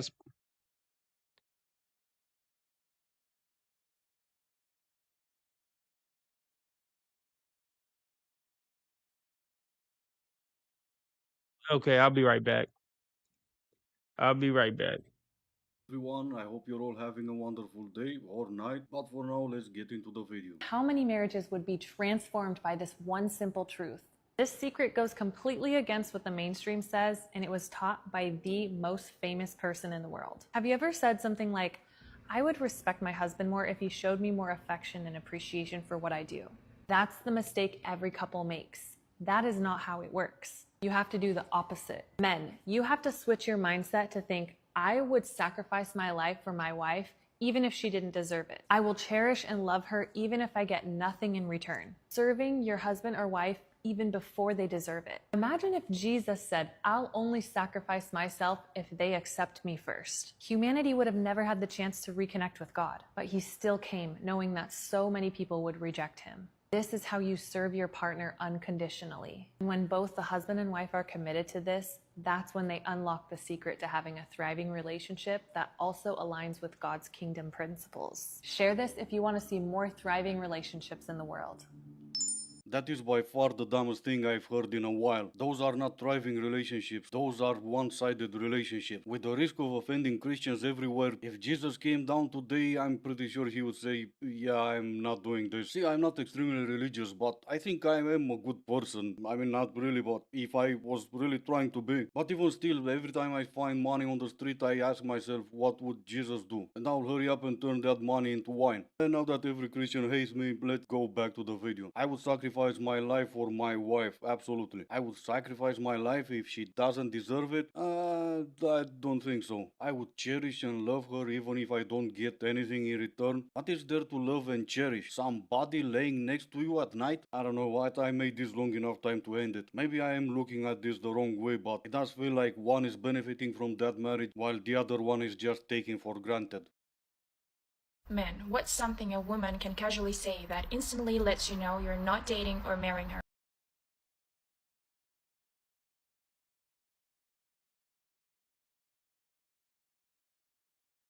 What about you?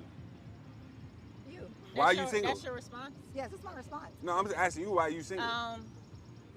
You know, I've had relationships in the past. Now, you know, I don't believe in settling, so I'm just waiting.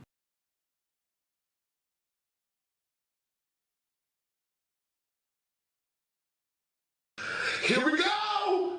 Here the fuck we go! Here the fuck we go!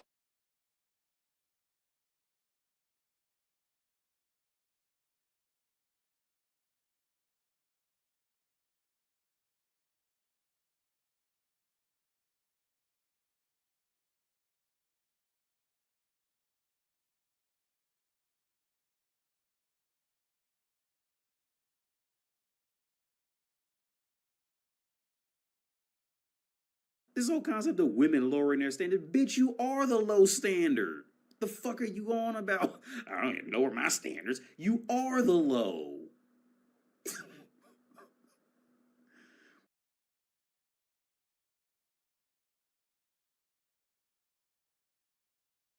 He's not gonna settle, y'all.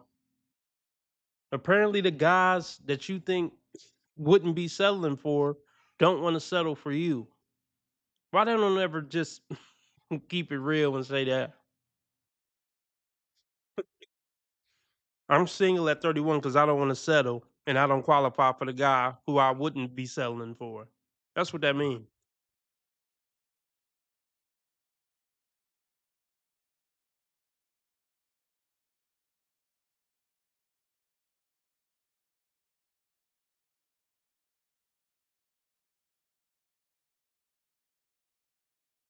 Shout out to Dan. He just donated $10. This is for Dan.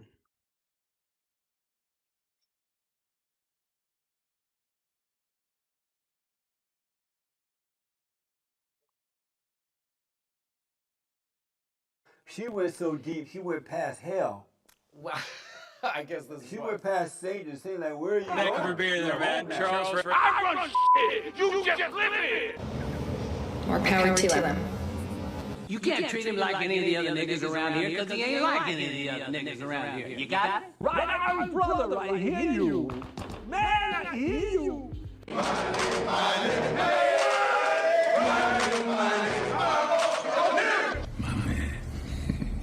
City boy! City boy! My nigga.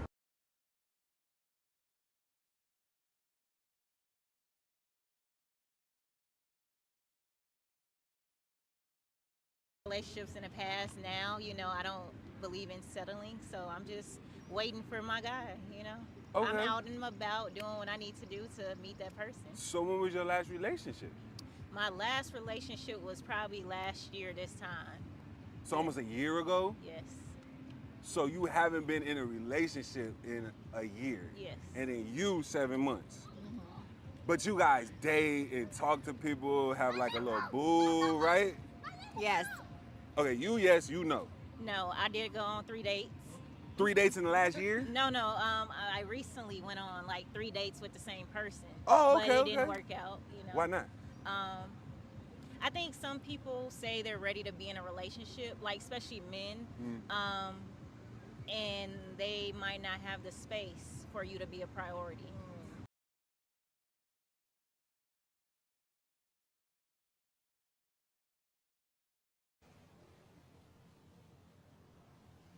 Right.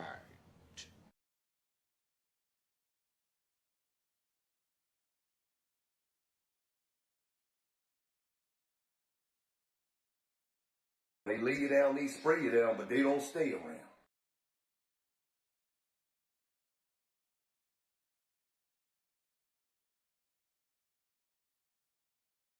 Only attracting one night stands and fuckboys, this might be why. They don't know how to make plans. They don't know how to be good communicators. They don't know what they want, and they act like children.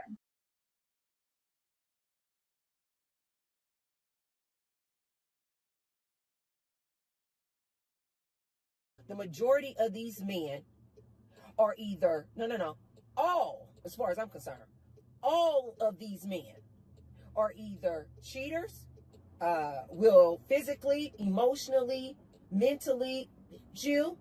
They will disrespect you. They are on the DL, bisexual, gay, whatever.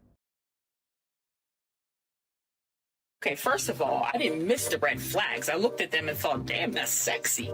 And that's my problem. I am so sick of men. I am so sick of y'all's ass.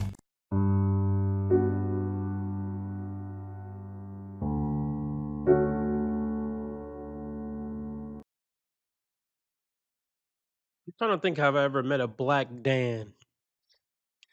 Anyway, Dan, not that it matters, but I'm just curious. Are you black, white, Italian, mixed? What are you? If you care to share, or you can tell me to go fuck myself. But let's talk about it. She went on 3 dates with a guy, and then it just didn't work out after that. So, what are the chances that he hit, and then after he hit, he conveniently didn't have the space and time anymore? Well, what are the chances? 3 dates. 3 dates is kind of a lot. 3 dates means she was into him. I don't feel like usually it gets to 3 dates when a woman isn't into you. Or how can I put it? He was worthy enough to continue to he had something worth keeping around, whether that was money or whatever, if he made it to 3 dates. I mean, these women don't get like there's nothing special about them. That's what a lot of these women don't get. Okay, black from Philly. Okay. Shout out to all the black Dans of the world. I'm just trying to think like I don't know if I ever met a black Dan. So everybody shout out the black Dans. Oh, Howard. I believe is that a HBCU? I'm almost positive that's a HBCU. Shout out to Papa Dan and Son Dan. Respect. Y'all probably accomplished more than I will ever accomplish. Big respect. Shout out to all the people out there that really just got out there and achieved and gave the world hell, especially as a black man in America, man. Big salute. Big fucking salute. We was just talking about Obama, so however I feel about whatever he did as president, or if he a bitch in the bedroom with Michelle, I got a certain level of respect for Obama just as black man in America achieving some shit in a world where it's like where the world hates you and all the odds are against you, and you still prevailed. Yeah, he pounced on her a few times and bounced the fuck off. And I got a AD meme like that I thought I loaded up. Pounced on her a few times and rolled the fuck off. I gotta add that one. Let me see if I can find it. Pounced on her ass a few times and rolled the fuck off. Mm. Oh, let's play this meme for her. Where is she getting this idea that she'd even make a good partner? Yeah, where either one of these women getting the idea that they would even make a good partner? We're the leftovers, Kendra. Who's the leftovers? We're the leftovers, and I saw it. I read an article. Who's the we? Who's the we? They said that anybody above the age of 30 are leftovers. Honey, I'm not leftover or nothing. I'm a specialty. So let me tell you something. I'm trying to be kind. Just sad, man. Like, I don't necessarily be trying to roast these women, and I can't. I'm not gonna say they're horrible people, but just the main theme of my channel is for there's no good reason for these attractive, fairly fit women to be still on the dating market and just now getting out of recent relationships a year ago at 31 and 40. How many failed relationships are you going to be involved in?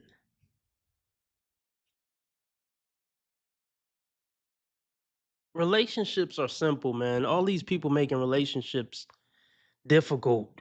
This shit ain't that fucking complicated. When did it become this complicated? Suck a dick, make a sandwich, and don't talk too much and don't be too much of a bitch. That's literally it. That's all you have to do. The man, go to work, help pay some bills, um, don't act like a bitch, take the garbage out, and just be stoic. I mean, none of this shit is this complicated. Get a shotgun for the house, help pay some bills, make sure your wife and kids ain't doing retarded shit, and you playing your part as a man. Woman, suck a dick, make a sandwich, and don't be too much of a bitch. When did all this become so complicated? Those are simple things. Like, I don't know. I'm just trying to see if it's a new way I can articulate this, or I don't got to keep saying this shit the same way. Like,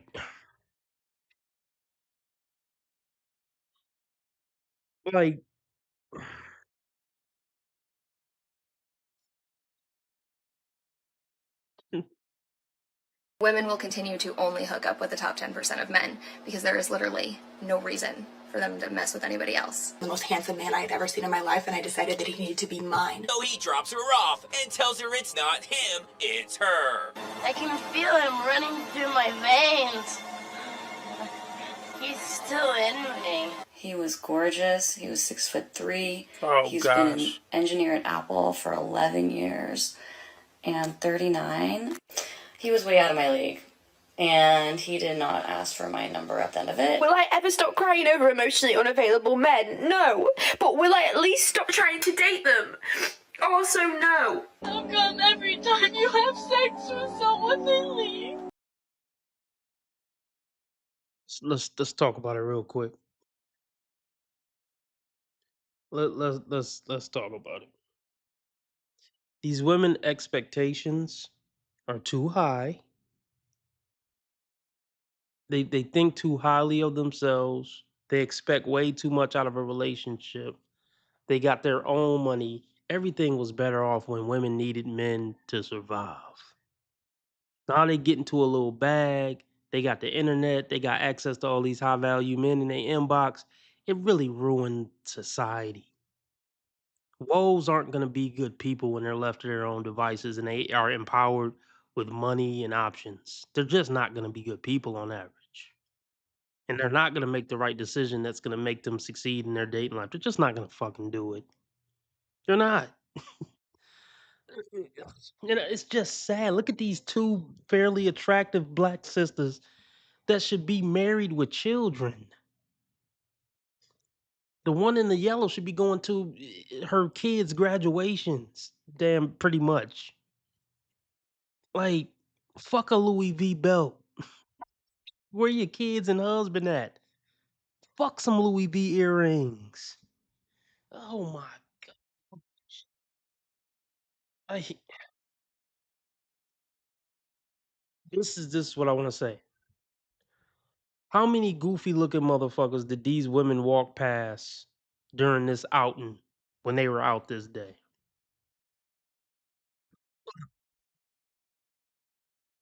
This is what I want to say. Most of the men these women walked past this day were good enough for these hoes. I'm not even calling them hoes like that, but I'm saying most of the men that these women walked by this day were good enough men for them. Like these I'm not even trying to call them name. I don't know these sisters. I'm not trying to be like that. But they need to just get any man. A dude at McDonald's is good enough for these broads. They ain't nothing special. I'm not saying that as a diss, but they need to come off their high horse so they can move on with life. But this is the really sad part. They done been on the carousel for the one on the right been on the carousel for at least 15 years. The one on the left been on the carousel for a solid 22, 23. Well, no, the one on the left been on the carousel for 25 years. The one on the right have been on the carousel for 15 years. So the real sad part is, even if a certain switch in their head flip, like, oh shit, let me just get any old average Joe so I can move on with life. She's not capable of being a good woman to him. Her brain's fucking fried. She's seen too much, fucked too much, tasted too much. Her brain cannot respect average Joe, even though average Joe would be doing her the favor. So it's just sad. These women get ruined. A lot of times before they even turn 21. And now they in their 30s and 40s still on the fucking cock carousel getting pumped and dumped and having failed relationships. This shit is sick. This sh-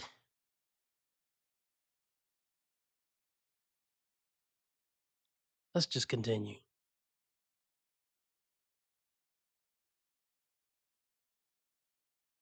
When you say space, what do you mean by space? So they might be in a place to where they need to put work in front of you or their family in front of you because of whatever the reasons, their situation, their kids or whatever, and work just because they want to get more money. They feel like to date someone like you, maybe they need their checkup, or just for them, they need their checkup. Do you think that it could be because of the climate that we're in, with just technology, with economy is at an all-time low right now, so people's focus maybe might not be on love and partnership, but more on survival? I don't have that experience. Oh, you don't have that experience? No.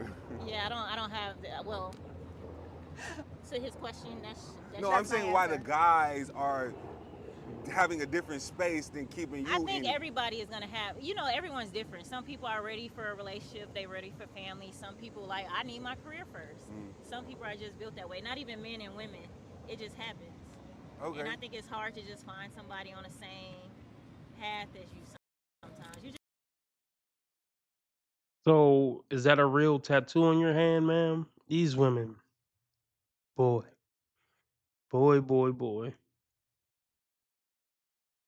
Man tattoo is a black flag deal breaker.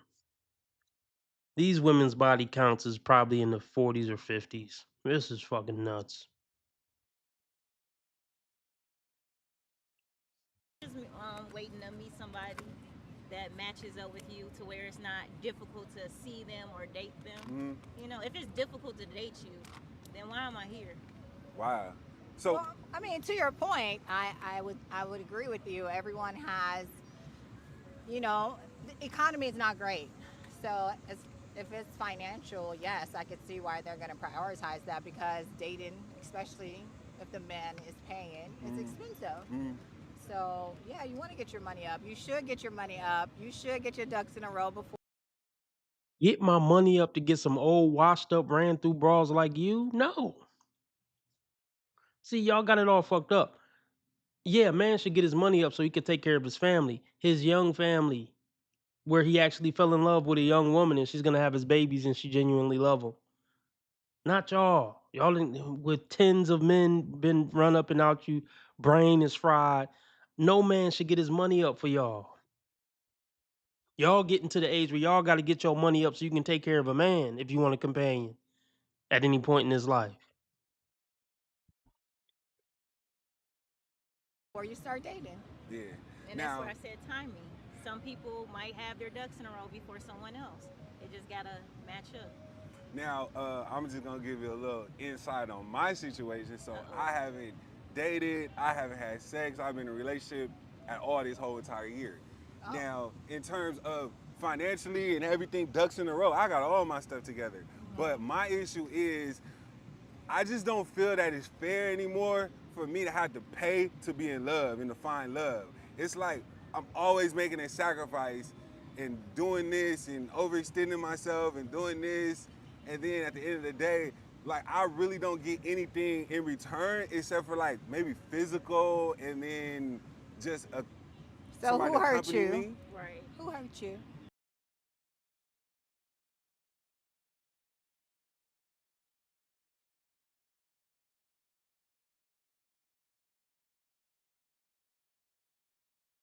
You can't make this shit up. You can't make this shit up. Y'all heard it.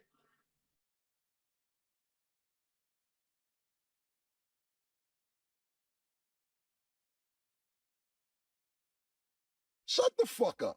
Shut the fuck up. What niggas fire out you, nigga? Shut the fuck up. Like what? What? Who hurt you? Who hurt you? The typical who hurt you? That's just such a stupid catchphrase. Somebody has hurt every single one of us. So it's not like a gotcha moment. There's not one human on this earth past the age of well, there's not just even from birth. Your mommy hurt your feelings when you was a baby because she took your bottle away. Somebody hurt you. Honestly, that's kind of funny. Our mothers hurt us. Probably the first person to ever hurt us is probably our mothers. Ironically. So the who hurt you shit is so fucking corny, man. Eh.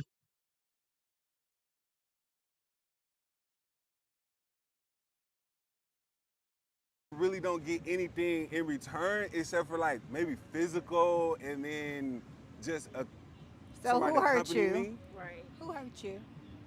Nobody hurt me because I really don't, to be honest with you, I don't have issues with women. I don't have issues getting women, I don't have issues, but it's just, You don't feel the reciprocation? it's not even the reciprocation. I just feel like it's so unbalanced how much a man has to do in today's day and age Do you for mean women. financially? What like where's the imbalance? Like everything, like attention. It's like I always gotta make an initiative. I gotta do it. If I'm having a bad day, Well, yeah, bro, because she don't. Yeah, you care too much, and I'm glad we going over this, bruh. You listen, bruh. I don't know how old this man is. He sound young, but let's just say he 28 to 35. Um,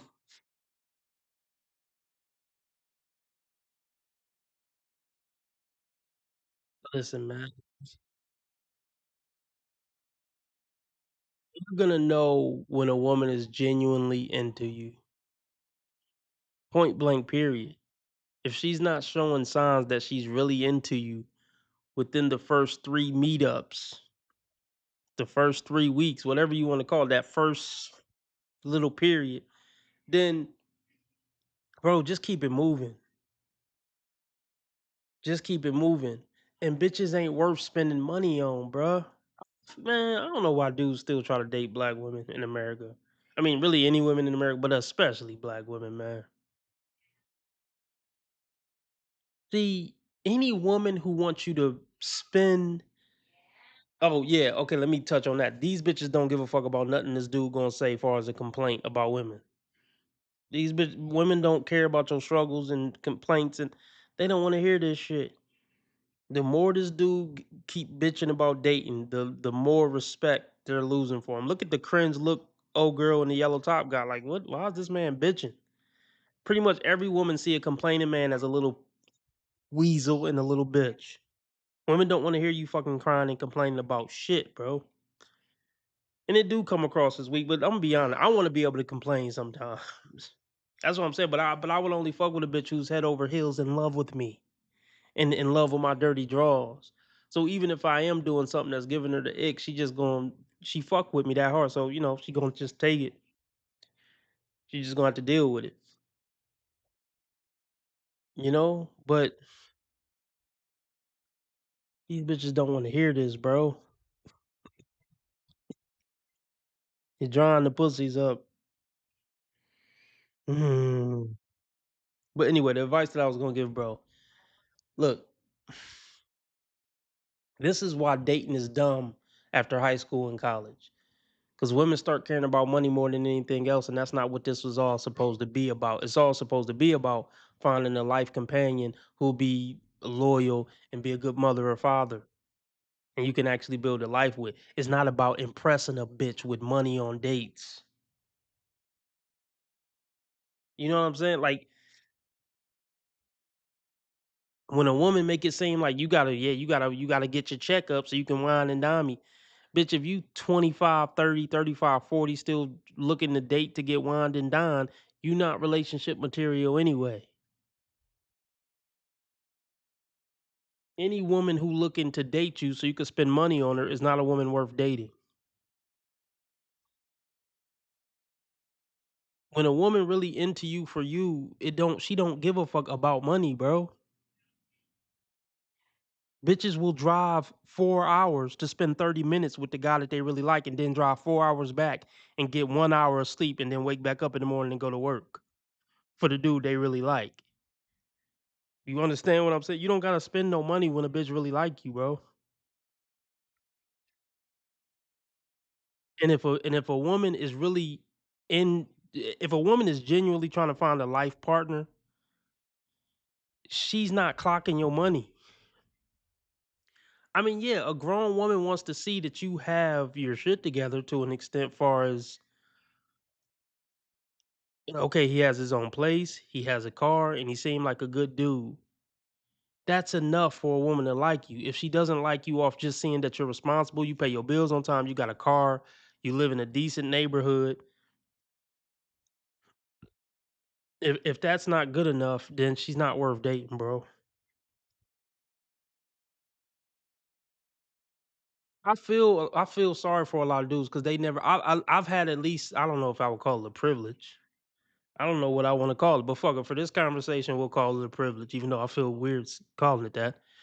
I've had the privilege of experiencing a woman really liking RB for RB. I guess we'll just call it a privilege. I know what it's like when a chick just really like you. I'm telling you, it's not about money at all. A chick I was with for a long time, I told her on one of the first or second conversations, I told her, look, I don't make a lot of money, so if you're looking for fancy dates and experience that weekend, that ain't me. So I don't want to waste our time.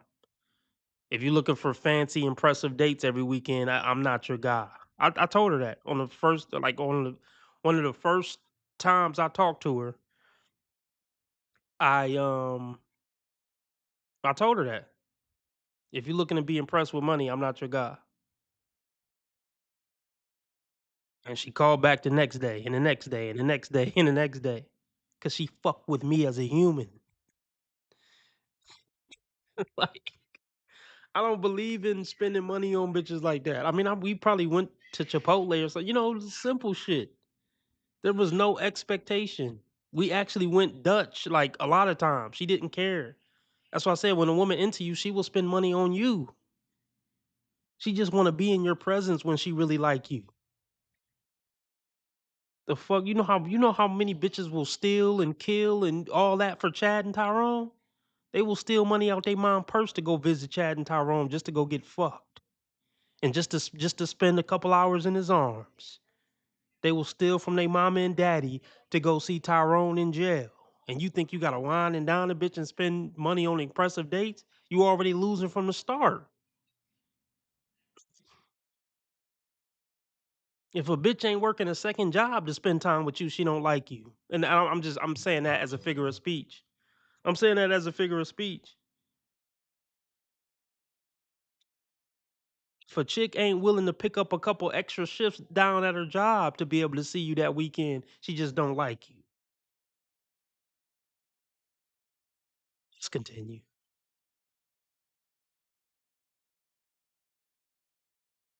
So unbalanced how much a man has to do in today's day and age Do you for mean women. financially? What like where's the imbalance? Like everything, like attention. It's like I always gotta make an initiative. I gotta do it. If I'm having a bad day and she's having a bad day, it's like F my bad day. I gotta make sure her day is good. And it's just too much of a hassle in today's day and age when the women aren't the same anymore as back in the day. So You were back in the day? well, I wouldn't say I'm back in the day. Well, I'm 40, so I'm older. But when I was growing, Shouldn't be sounding like this at 40, but he still got a lot to learn, man. That's rough. But I do feel for dudes trying to date after 40, man. I wouldn't be trying to date no, cause it's like they trying to fuck with women 30 and up. He fucking with probably 30-year-olds, 35-year-olds, 37-year-olds. They're already cooked. They're already fucking cooked. That's why I feel for men in their 40s. Because most men in their 40s can't pull chicks in their 20s. He's right. Women over 30 aren't worth it. That's a big part of why he's having these experiences as a 40-year-old man. Because women over 30 aren't fucking worth it. And women over 30 don't really like you. Chances 9.5 times out of 10. You're just somebody to fill an empty suit and check off check boxes and give them some security or pay their phone bill. You know, those bitches aren't even capable of loving like that. That's been fucked out of them probably in high school or in their early 20s, their ability to pair bond with a man.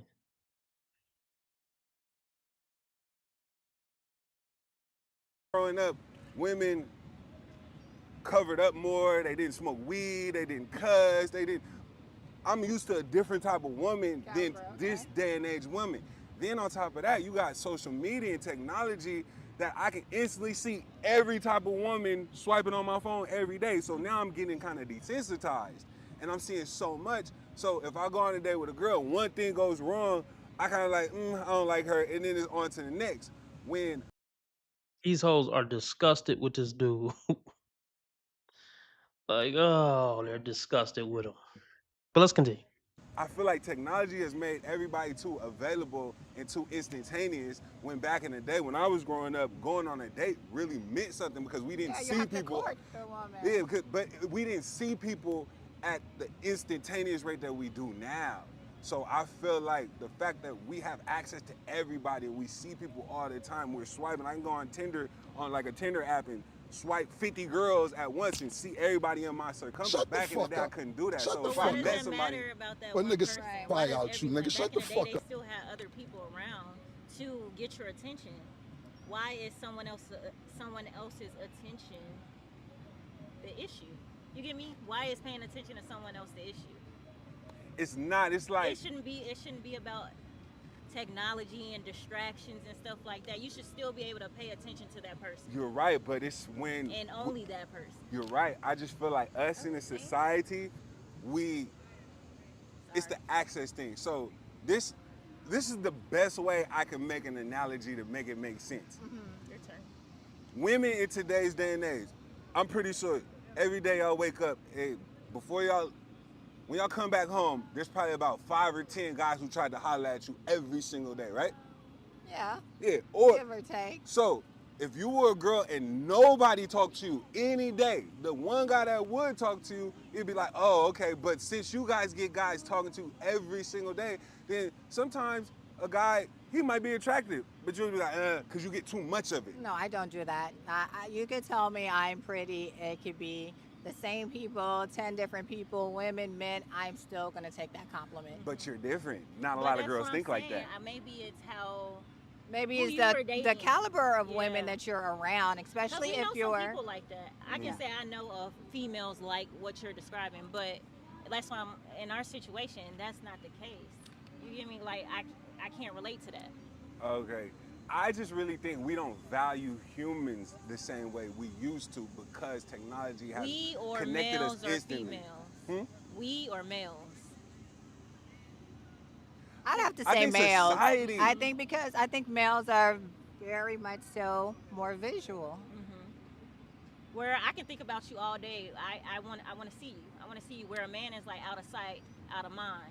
Yeah. Like if we're not meeting at the gym or walking past each other every day like we first met, it's harder for a man to actually want to court you because they don't see you. Right. Shit, we'll just play it again.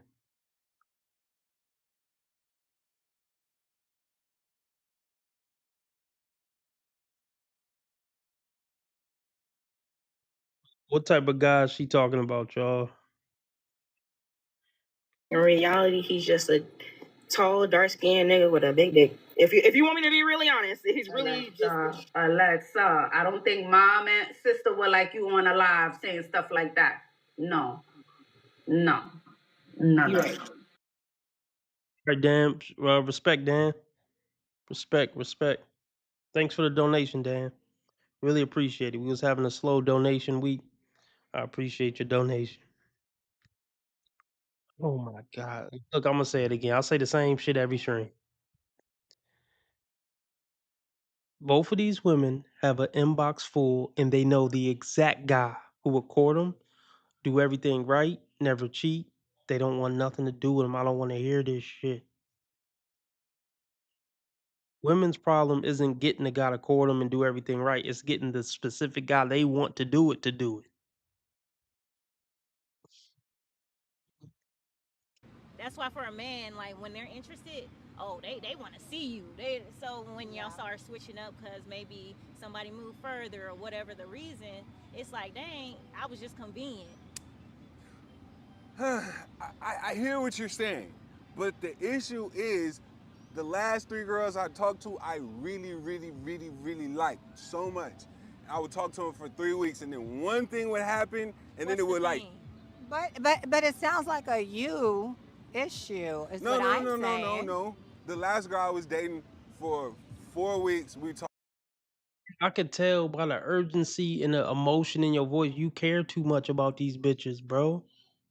You're not giving off that, I don't want to say alpha energy.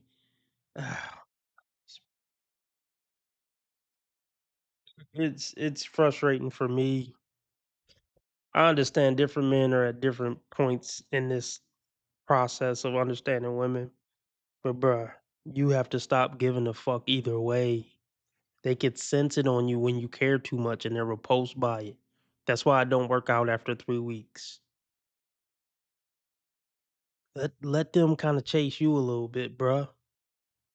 Especially if they over 30, they got more to prove to you than you got to prove to them. These bitches washed up. They over the hill. Why do you care this much? You still on this lover boy shit. Women will never respect it, bro. You can't be no romantic type dude and all that. You still seeing these women with rose colored glasses, man. That's why you keep losing. You got to put minimal effort in. Like,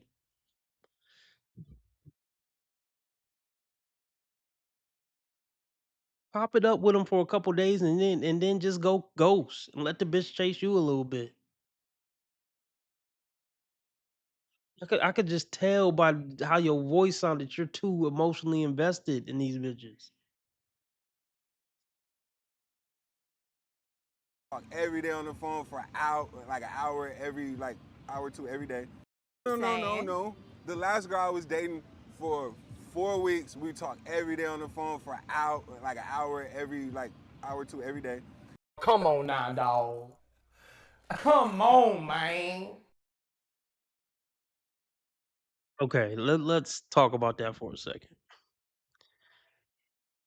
For 4 weeks, they talked on the phone every day for an hour or two every day. Now that's somebody. Look, that's somebody you really connecting with. Okay, um, that's a tricky situation, man. That's a tricky situation. I'm not gonna say he was wrong for talking to her on the phone for an hour every day, but Hmm. Let me just let him cook. Every weekend we go out. I pick her up. We Friday, Saturday, and Sunday we was going out. After week 4, she asked me to pay her cell phone bill for $150, and she kind of got weird with me when I asked if she was gonna pay me back.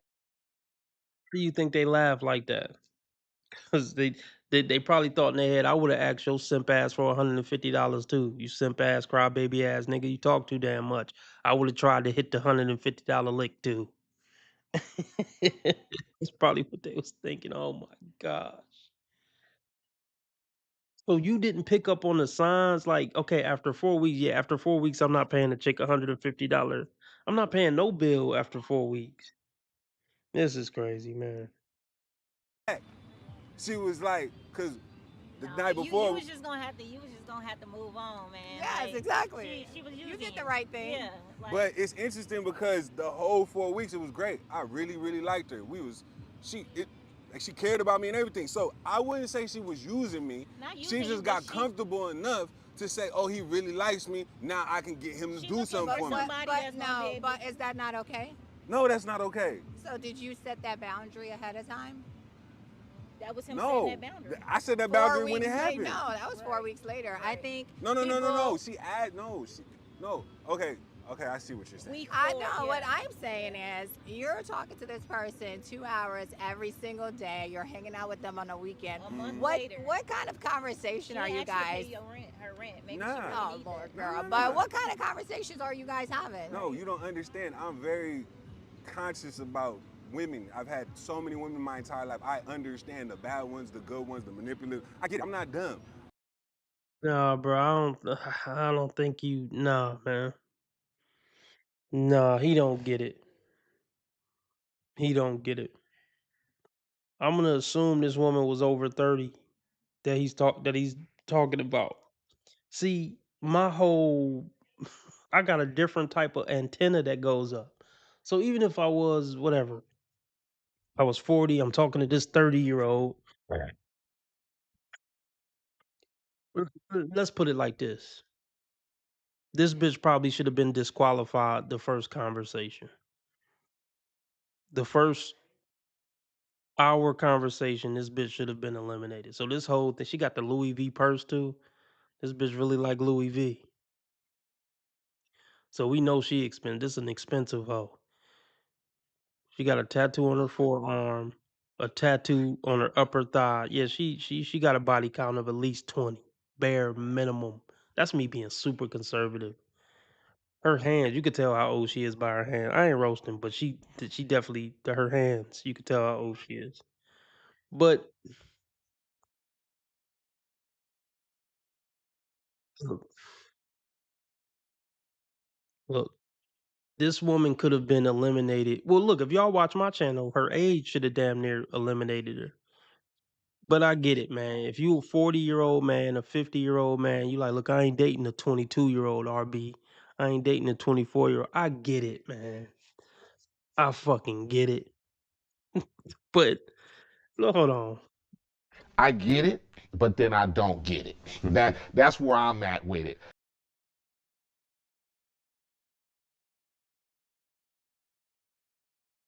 I get it, but then I don't get it. That's where I'm at with it.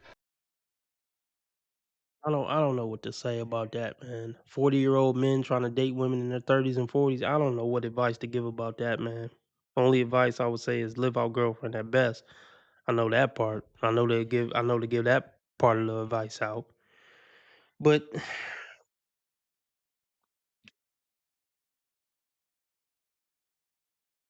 the point I want to make about this woman that he's talking about is if RB was on the phone with him helping him out, she would have been eliminated the first conversation.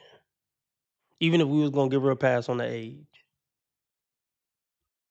You have to be more strict than you ever been. You have to be more ruthless with cutting bitches off than you ever been if they over 30. I'm trying to think of an AD episode. Let's see if I can find this shit, man. What's the name of this fucking episode? Let me see if I can find it. I'm gonna let this play while I find this AD episode. Oh, I know which one I'm gonna play. No, let me look for it. Hold on. Trust me. Everything was perfect. Everything was great. Until she asked you for some money. So what? Till Did she you asked give me it for to some her? money. I didn't give it to her because, first of all, she had been unemployed for 3 months. So you were hoping.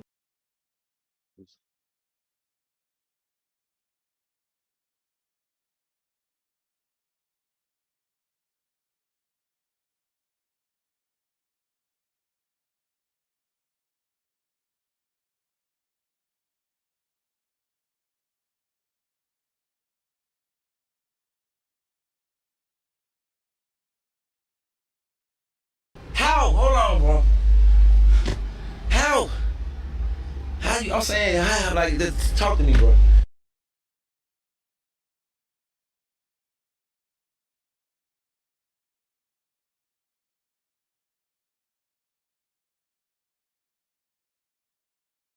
To get paid back, so that's why.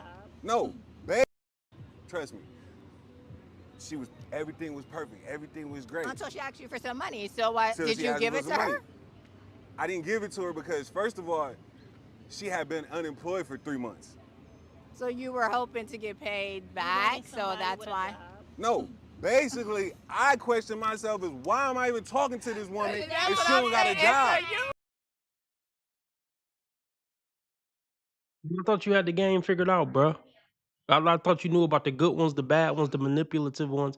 So yeah, why are you even talking to this hoe if she don't have a job? Because you're desperate. At the beginning, he said, I don't got a problem getting women, getting sex from women, this and that. I don't believe you.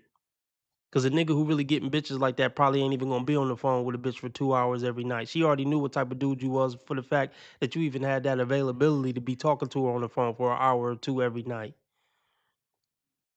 Can already tell what type of nigga you is by the way you talking and coming across in this video, talking to these hoes who don't give a fuck. You talking to these bitches like they genuinely give a fuck about what you talking about, bro. So I can tell you don't have experience with women like that. Beta. I am no. I'm an alpha. Beta. Oh, because I tell you why. Beta. It's a sign of being a beta male. I didn't know that. Beta. Beta.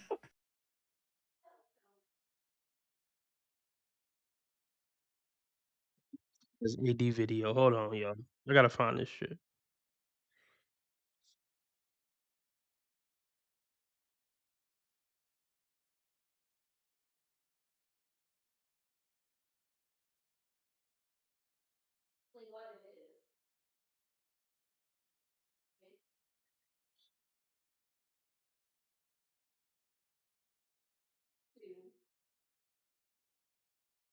But the thing was, the job she previously had, she was a bartender in Atlanta. She's making $2,000 a night. So What?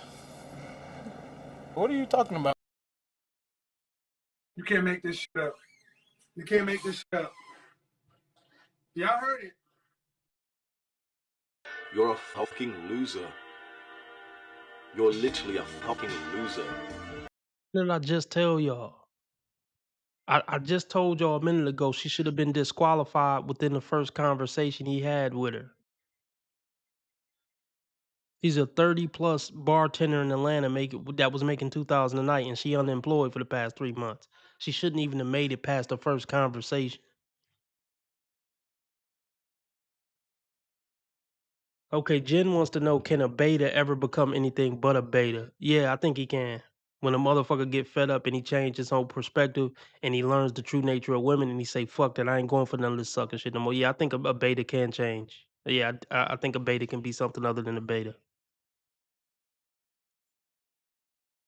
I mean, maybe not an alpha, but he could not be a beta in the context of dealing with women.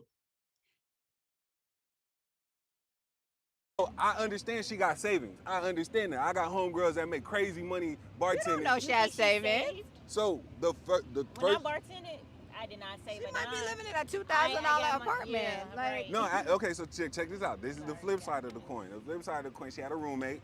She stayed in a nice, luxurious apartment, but she had a roommate and she had a son. Did you see she her had an 11-year-old savings? son. And she had an 11-year-old son. Bro, I'm clicking off the video now. A 30-plus-year-old single mother who was a bartender in Atlanta who wasn't working at the time and haven't been working for 3 months and got a roommate. And you thought this was a good option to talk to and try to fuck with in a serious way. Yeah, I'm done. Anybody who felt sorry for him up until this point, you shouldn't feel sorry anymore.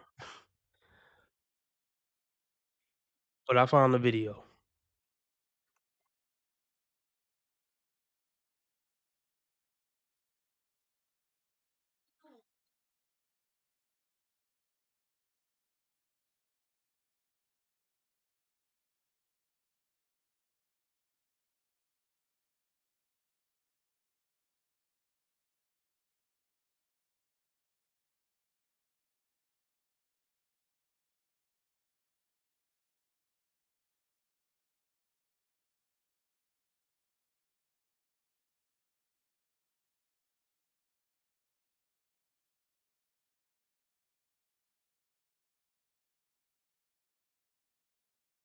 Okay, so this video I wanted to make about a topic that I think a lot of guys really need to know. And I hope I explain this concisely, because I do ramble a bit, especially like if I'm drinking or not drinking, I ramble a bit.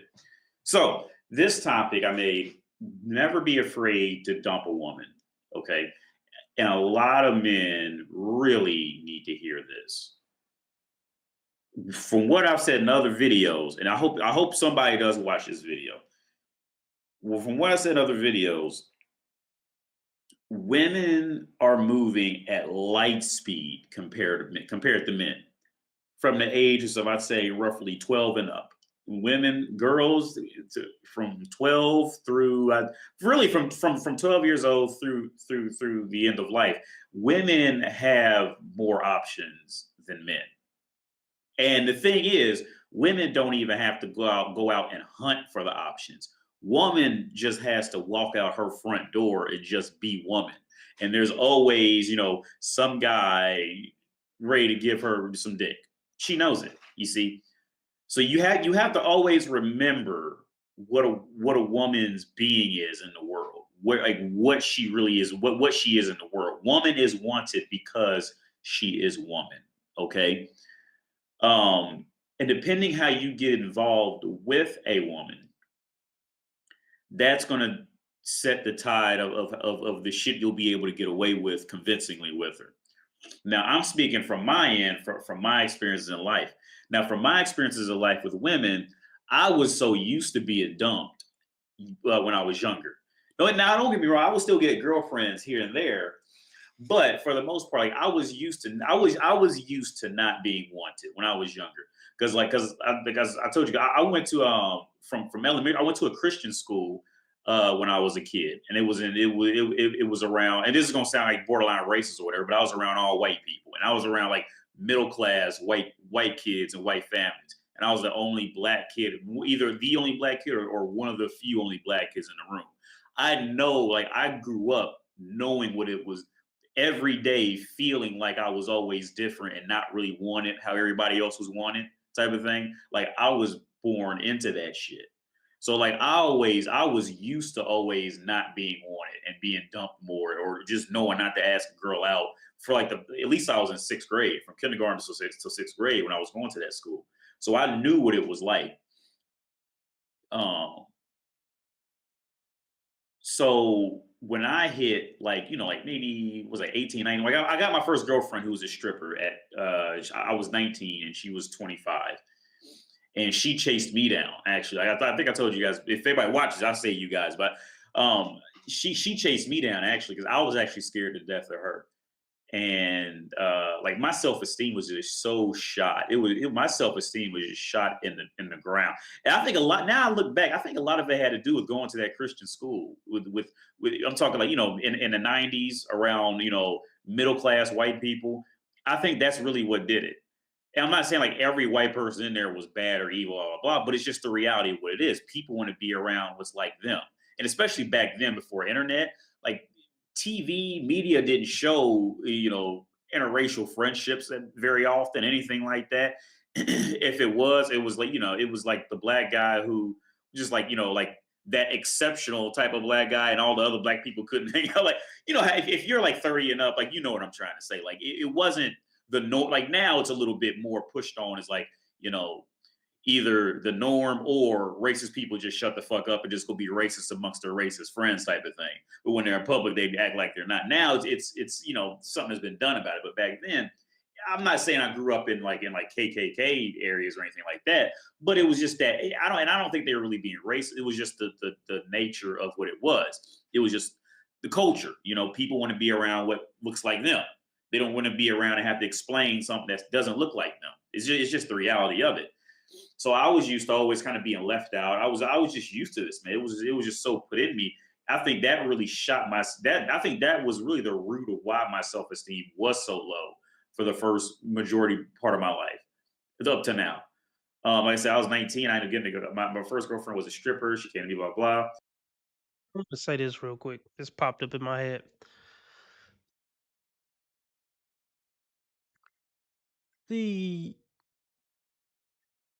How do I want to say this? Over the years, I've had certain points where I guess I had low self-esteem, but even at points back then, or even if I have a period now where I struggle with self-esteem, one thing that I know is like these other people I'm coming in contact with ain't shit. So even if I don't feel great about myself, I still know I'm better than a lot of these fucking idiots and lowlifes I'm coming across. So that really can help with self-esteem. Even if you don't know or you're not confident that you're this great person or whatever, you can interact with other people and be like, wow, these motherfuckers are really stupid and got really poor moral character. So even though I'm not feeling great about myself, I know I'm better than these motherfuckers. I know I'm feeling like I'm better than 80% of the motherfuckers I'm coming around. So I'm gonna find solace in that, even in moments where I'm feeling like I got low self-esteem.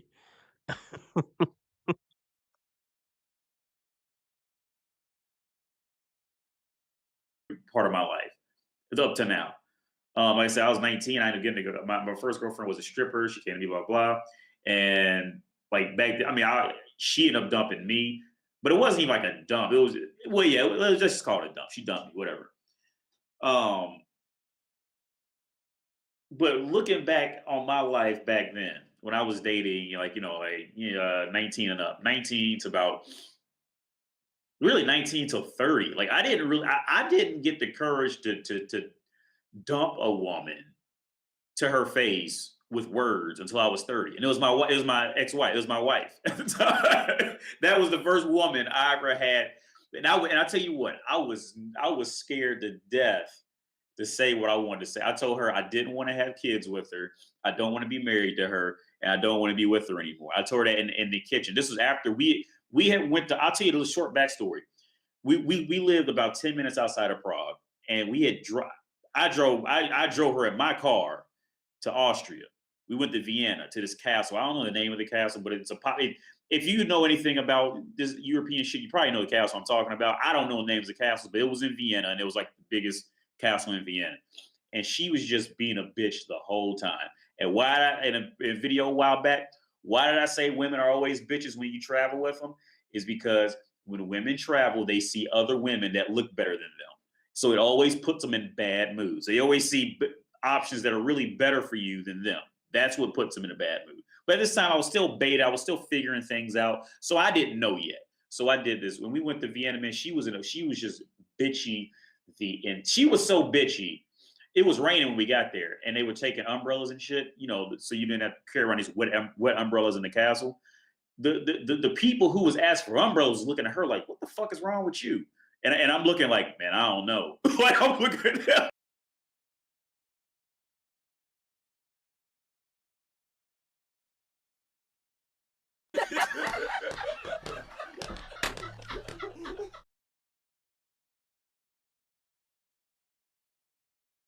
I mean, damn, sis, why does somebody have to tell you not to be a bitch? Why is that your go-to? Funky dog-head bitch. How dare you, punk motherfucker? Back off, bitch, before... Looking at her like, what the fuck is wrong with you? And I'm looking like, man, I don't know. Like, I'm looking at her like, and she was bitchy the whole time. And when we got back, man, I was so mad. I just let her fuck. I'm like yell. I mean, in the car, I was like yelling at her, which is another mistake. That was another beta mistake. Yelling at her like full steam, telling her like I'm fucking done. I'm flying back to America. Blah blah blah. And we get back home, like I just tell her like in a serious, calm, straight face. Look, I don't want to have any children with you. I don't want to be with you. I don't want to be married to you. And that's how it, you know, that's how the whole divorce started happening. Off.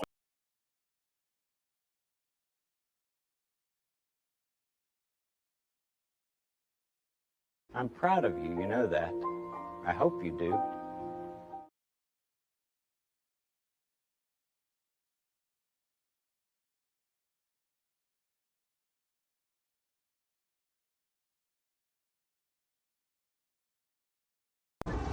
My nigga. That's a hard nigga. For that. But yeah, and that was the first time I ever had the courage to do that with a woman. And I'm going to walk through. If anybody is still watching after that long rambling story, I'm going to walk into the characteristics of personally why I was afraid. I'm not going to say every man, but I want to share my. The men are afraid to dump women. Yeah, that's real shit. Yeah, we know women aren't afraid to leave a husband, break up with their boyfriend. But men, we're chicken shit when it comes to looking a woman in her eyes and just saying, "I don't want to be with you," because we're scared of the emotional breakdown she's gonna have. We fear her breaking out crying. We fear how much she's gonna freak out. Because yeah, women can't handle rejection and being dumped. We fear that she's gonna burn our stuff in the fire. We fear she's gonna go out and bust our windows out. Yeah, it's a lot of fears men have. Yes, most men are chicken shit to just flat out break up with a chick. That's why most men would rather get caught cheating or something and it end like that. Most men don't have the balls to just say, you know what, I don't want to be with you no more. Flat out. Most men would just ghost or try to get caught cheating or something like that.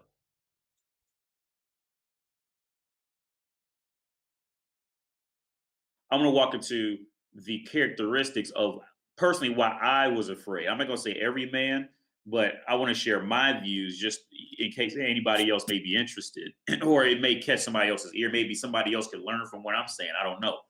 But I used to be so afraid of telling a woman I didn't like her. One, because as a man, I think it's every man's instinct to want to fix things and salvage things, and we don't want to give up on many things. Because for me, it was like if I told her I didn't like her, I would feel like I was giving up on something that still had the possibility of getting better one day. Okay, and I think that was one big part of it why I was afraid to dump women, dump girls, dump whoever I was dating, whatever girl I was dating at the time. Another thing is that okay, for me, my parents were married.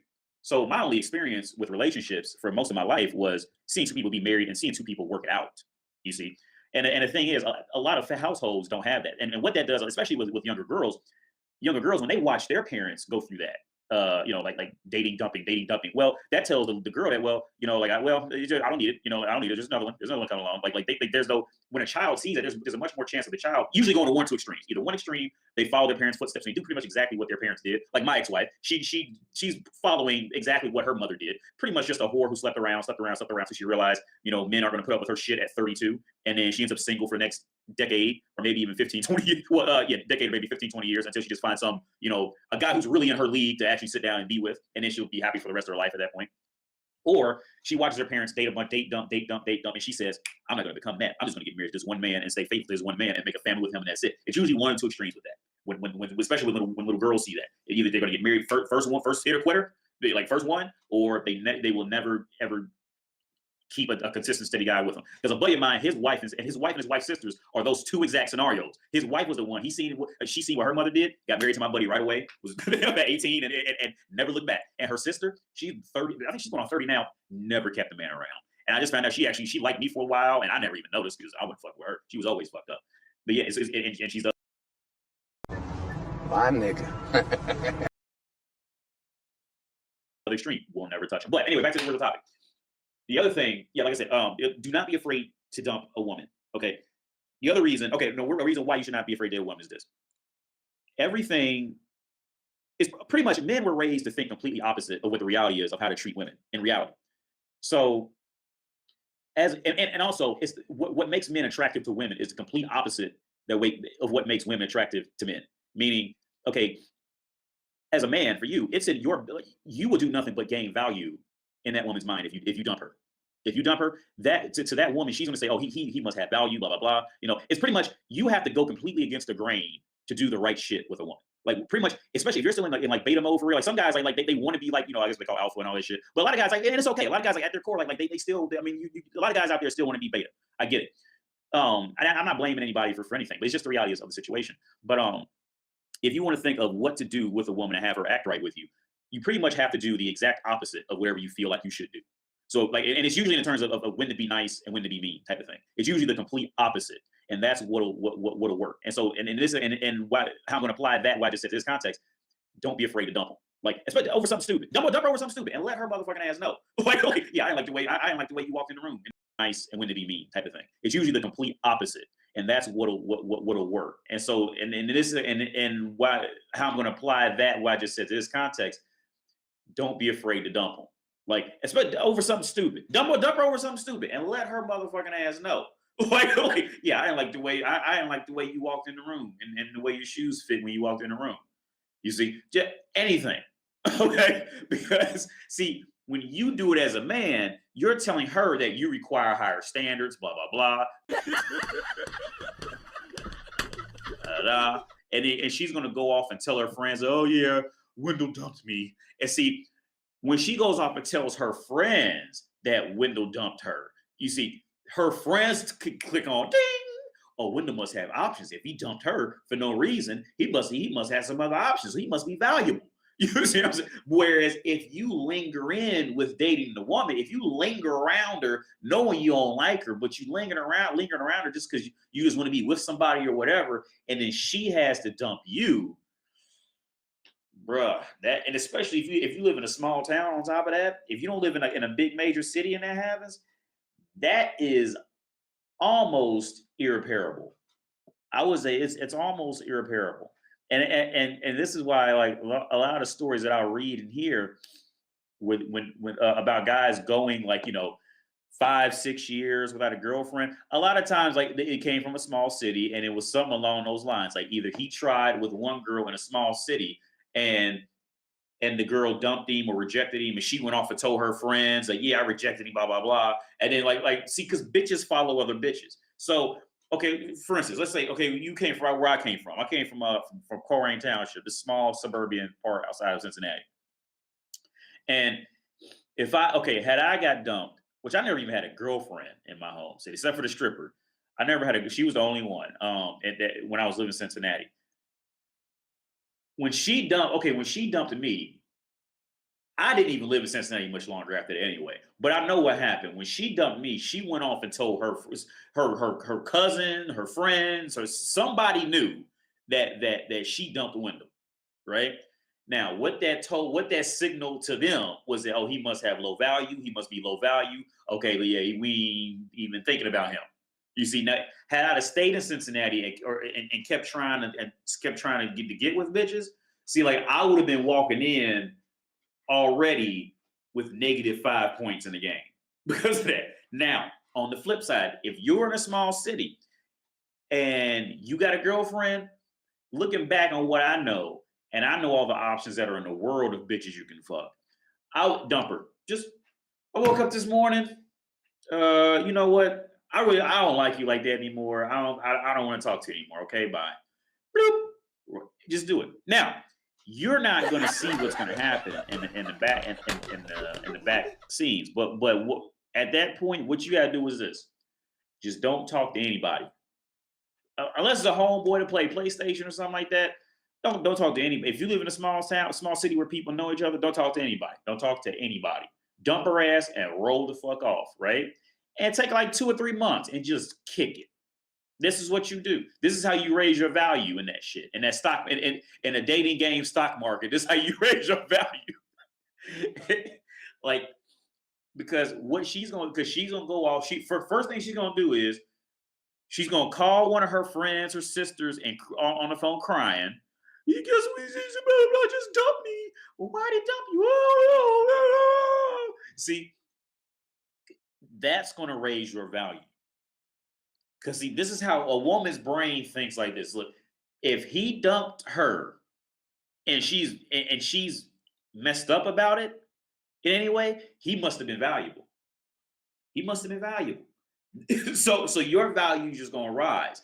Okay, but anything that you think that you can do that is negative as a man, I'm not counting like rape and murder and shit like that. I'm talking like, general like interpersonal acts with a female. Pretty much everything that you think you shouldn't do with them is everything you should do. And I'm not talking about like the extremes, like raping, punching bitches in the throat, shit like that.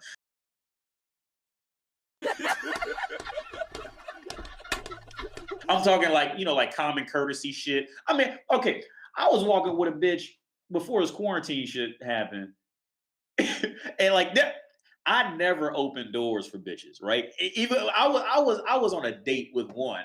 I can't remember who the bitch was now, I think, but I remember thinking how gangster I was for doing it because I was drunk. And I would just, like, I always walk first, just open the door, just keep walking. And then she walked around, the door hit her. Like, and I seen this shit. And I know everybody in there knew I seen it. I just kept rolling like ain't nothing happened. And you know what? The bitch still keeps calling and texting.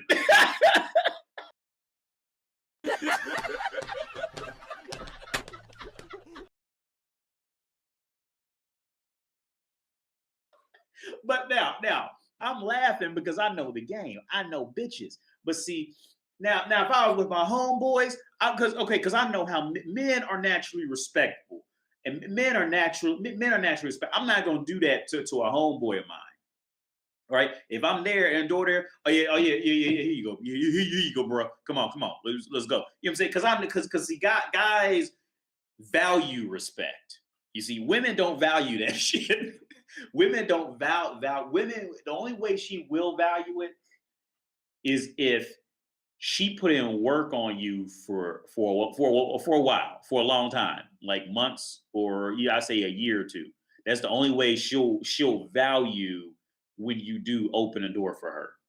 That's the only time because if you do it before that, she's not gonna she's not gonna value it. You see what I'm saying? Like, but yeah, don't be afraid to dump them. And dumping them will probably be the better career move for you and her. But like, see, because I'm thinking back to my time when I was younger, man. Because back when I was younger, man, I know how it is, man. So pussy is scarce. When you're younger, you're just pretty much like picking up the crumbs that the alpha guys left over, and like it's a fucked up world. Like I said, my situation when I was 19, I didn't even seek her out. She actually sought me out. But for all the times in between when I was with her and with other girls, like, yeah, pussy is just like, it's a scarce commodity for real. Like when you're younger and you don't have much to offer, like, yeah, it really is. So a part of you is going to be afraid to dump her because you don't know when next time you'll get some pussy again. Because let's say you don't have a lot of money or what have you, whatever, you don't have any protective things to really offer. So you're scared you'll end up more scared that you may not find another one again. Now, in my situation, living in a major city, I live in a capital city. Like, see, in my situation, I'm definitely not afraid of not meeting one again because especially I'm in Europe now. I'm in Prague. Every time you walk down the street, you're gonna see at least 2 or 3 at minimum on one street walking down to the corner store. You're gonna see at least 2 or 3 fuckable bitches. And when I say fuckable, I mean like in America they would be considered like 8s. I say 8s. At worst, the best. At worst, every time you walk out here, I say 7.5. So, unless you're just old. I'm not counting the old bitches. I'm talking about the ones who are still in like decent years, prime to decent years. So I'm not afraid of not finding another one. But like if you're like in like these small American towns and you had a bad bitch, like for like the stripper girlfriend I had. See, like my transition from the stripper girlfriend, because she used to, back then she was good looking. This was, wow, it was like almost 15 years ago now. She was bad back then. She was real good looking. Now she's a fucking hog of a train wreck. Like not even shapely or anything. She's fucked up now. But You know, like they all do. They put on 15 pounds of makeup, get their hair done, and thinks that it hides the triple chin and the belly hanging over her pants and all that. She's doing that now. But because yeah, after she dumped me, I went to college like right after that. See y'all tomorrow I'm losing track of the days. I'm kind of thrown off. What the fuck is today? Is today Saturday? I'm losing track of the fucking days. I think today's Saturday. Yeah, Saturday. So I'll see y'all tomorrow morning between 9 and 12 p.m. Central Time. Hope y'all have fun. Damn near 3-hour stream. Yeah. What we looking like on Rumble? Shout out my Rumble lights. Talk to y'all. Remember, how others treat you is their karma. How you treat others is your karma. Be nice to people because God's watching. He's going to ask you about that shit when you meet him. Keep your karma clean. Keep your soul clean. It's spiritual warfare going on every day that we interact with other humans. Remember, I'm a nice guy. I just play an asshole on the internet, and I've never done anything remotely wrong my entire life ever. Shout out to Khalil for the buzzer beater from half court. Check out merch, link in the description. Follow me, follow the membership. I'm going to try to do an exclusive membership episode tomorrow. Get your RB Sensei gear, mugs. Follow me on Rumble if you haven't already. If you're new to the channel, hit the like and subscribe and hit the bell. All right, I'll talk to y'all.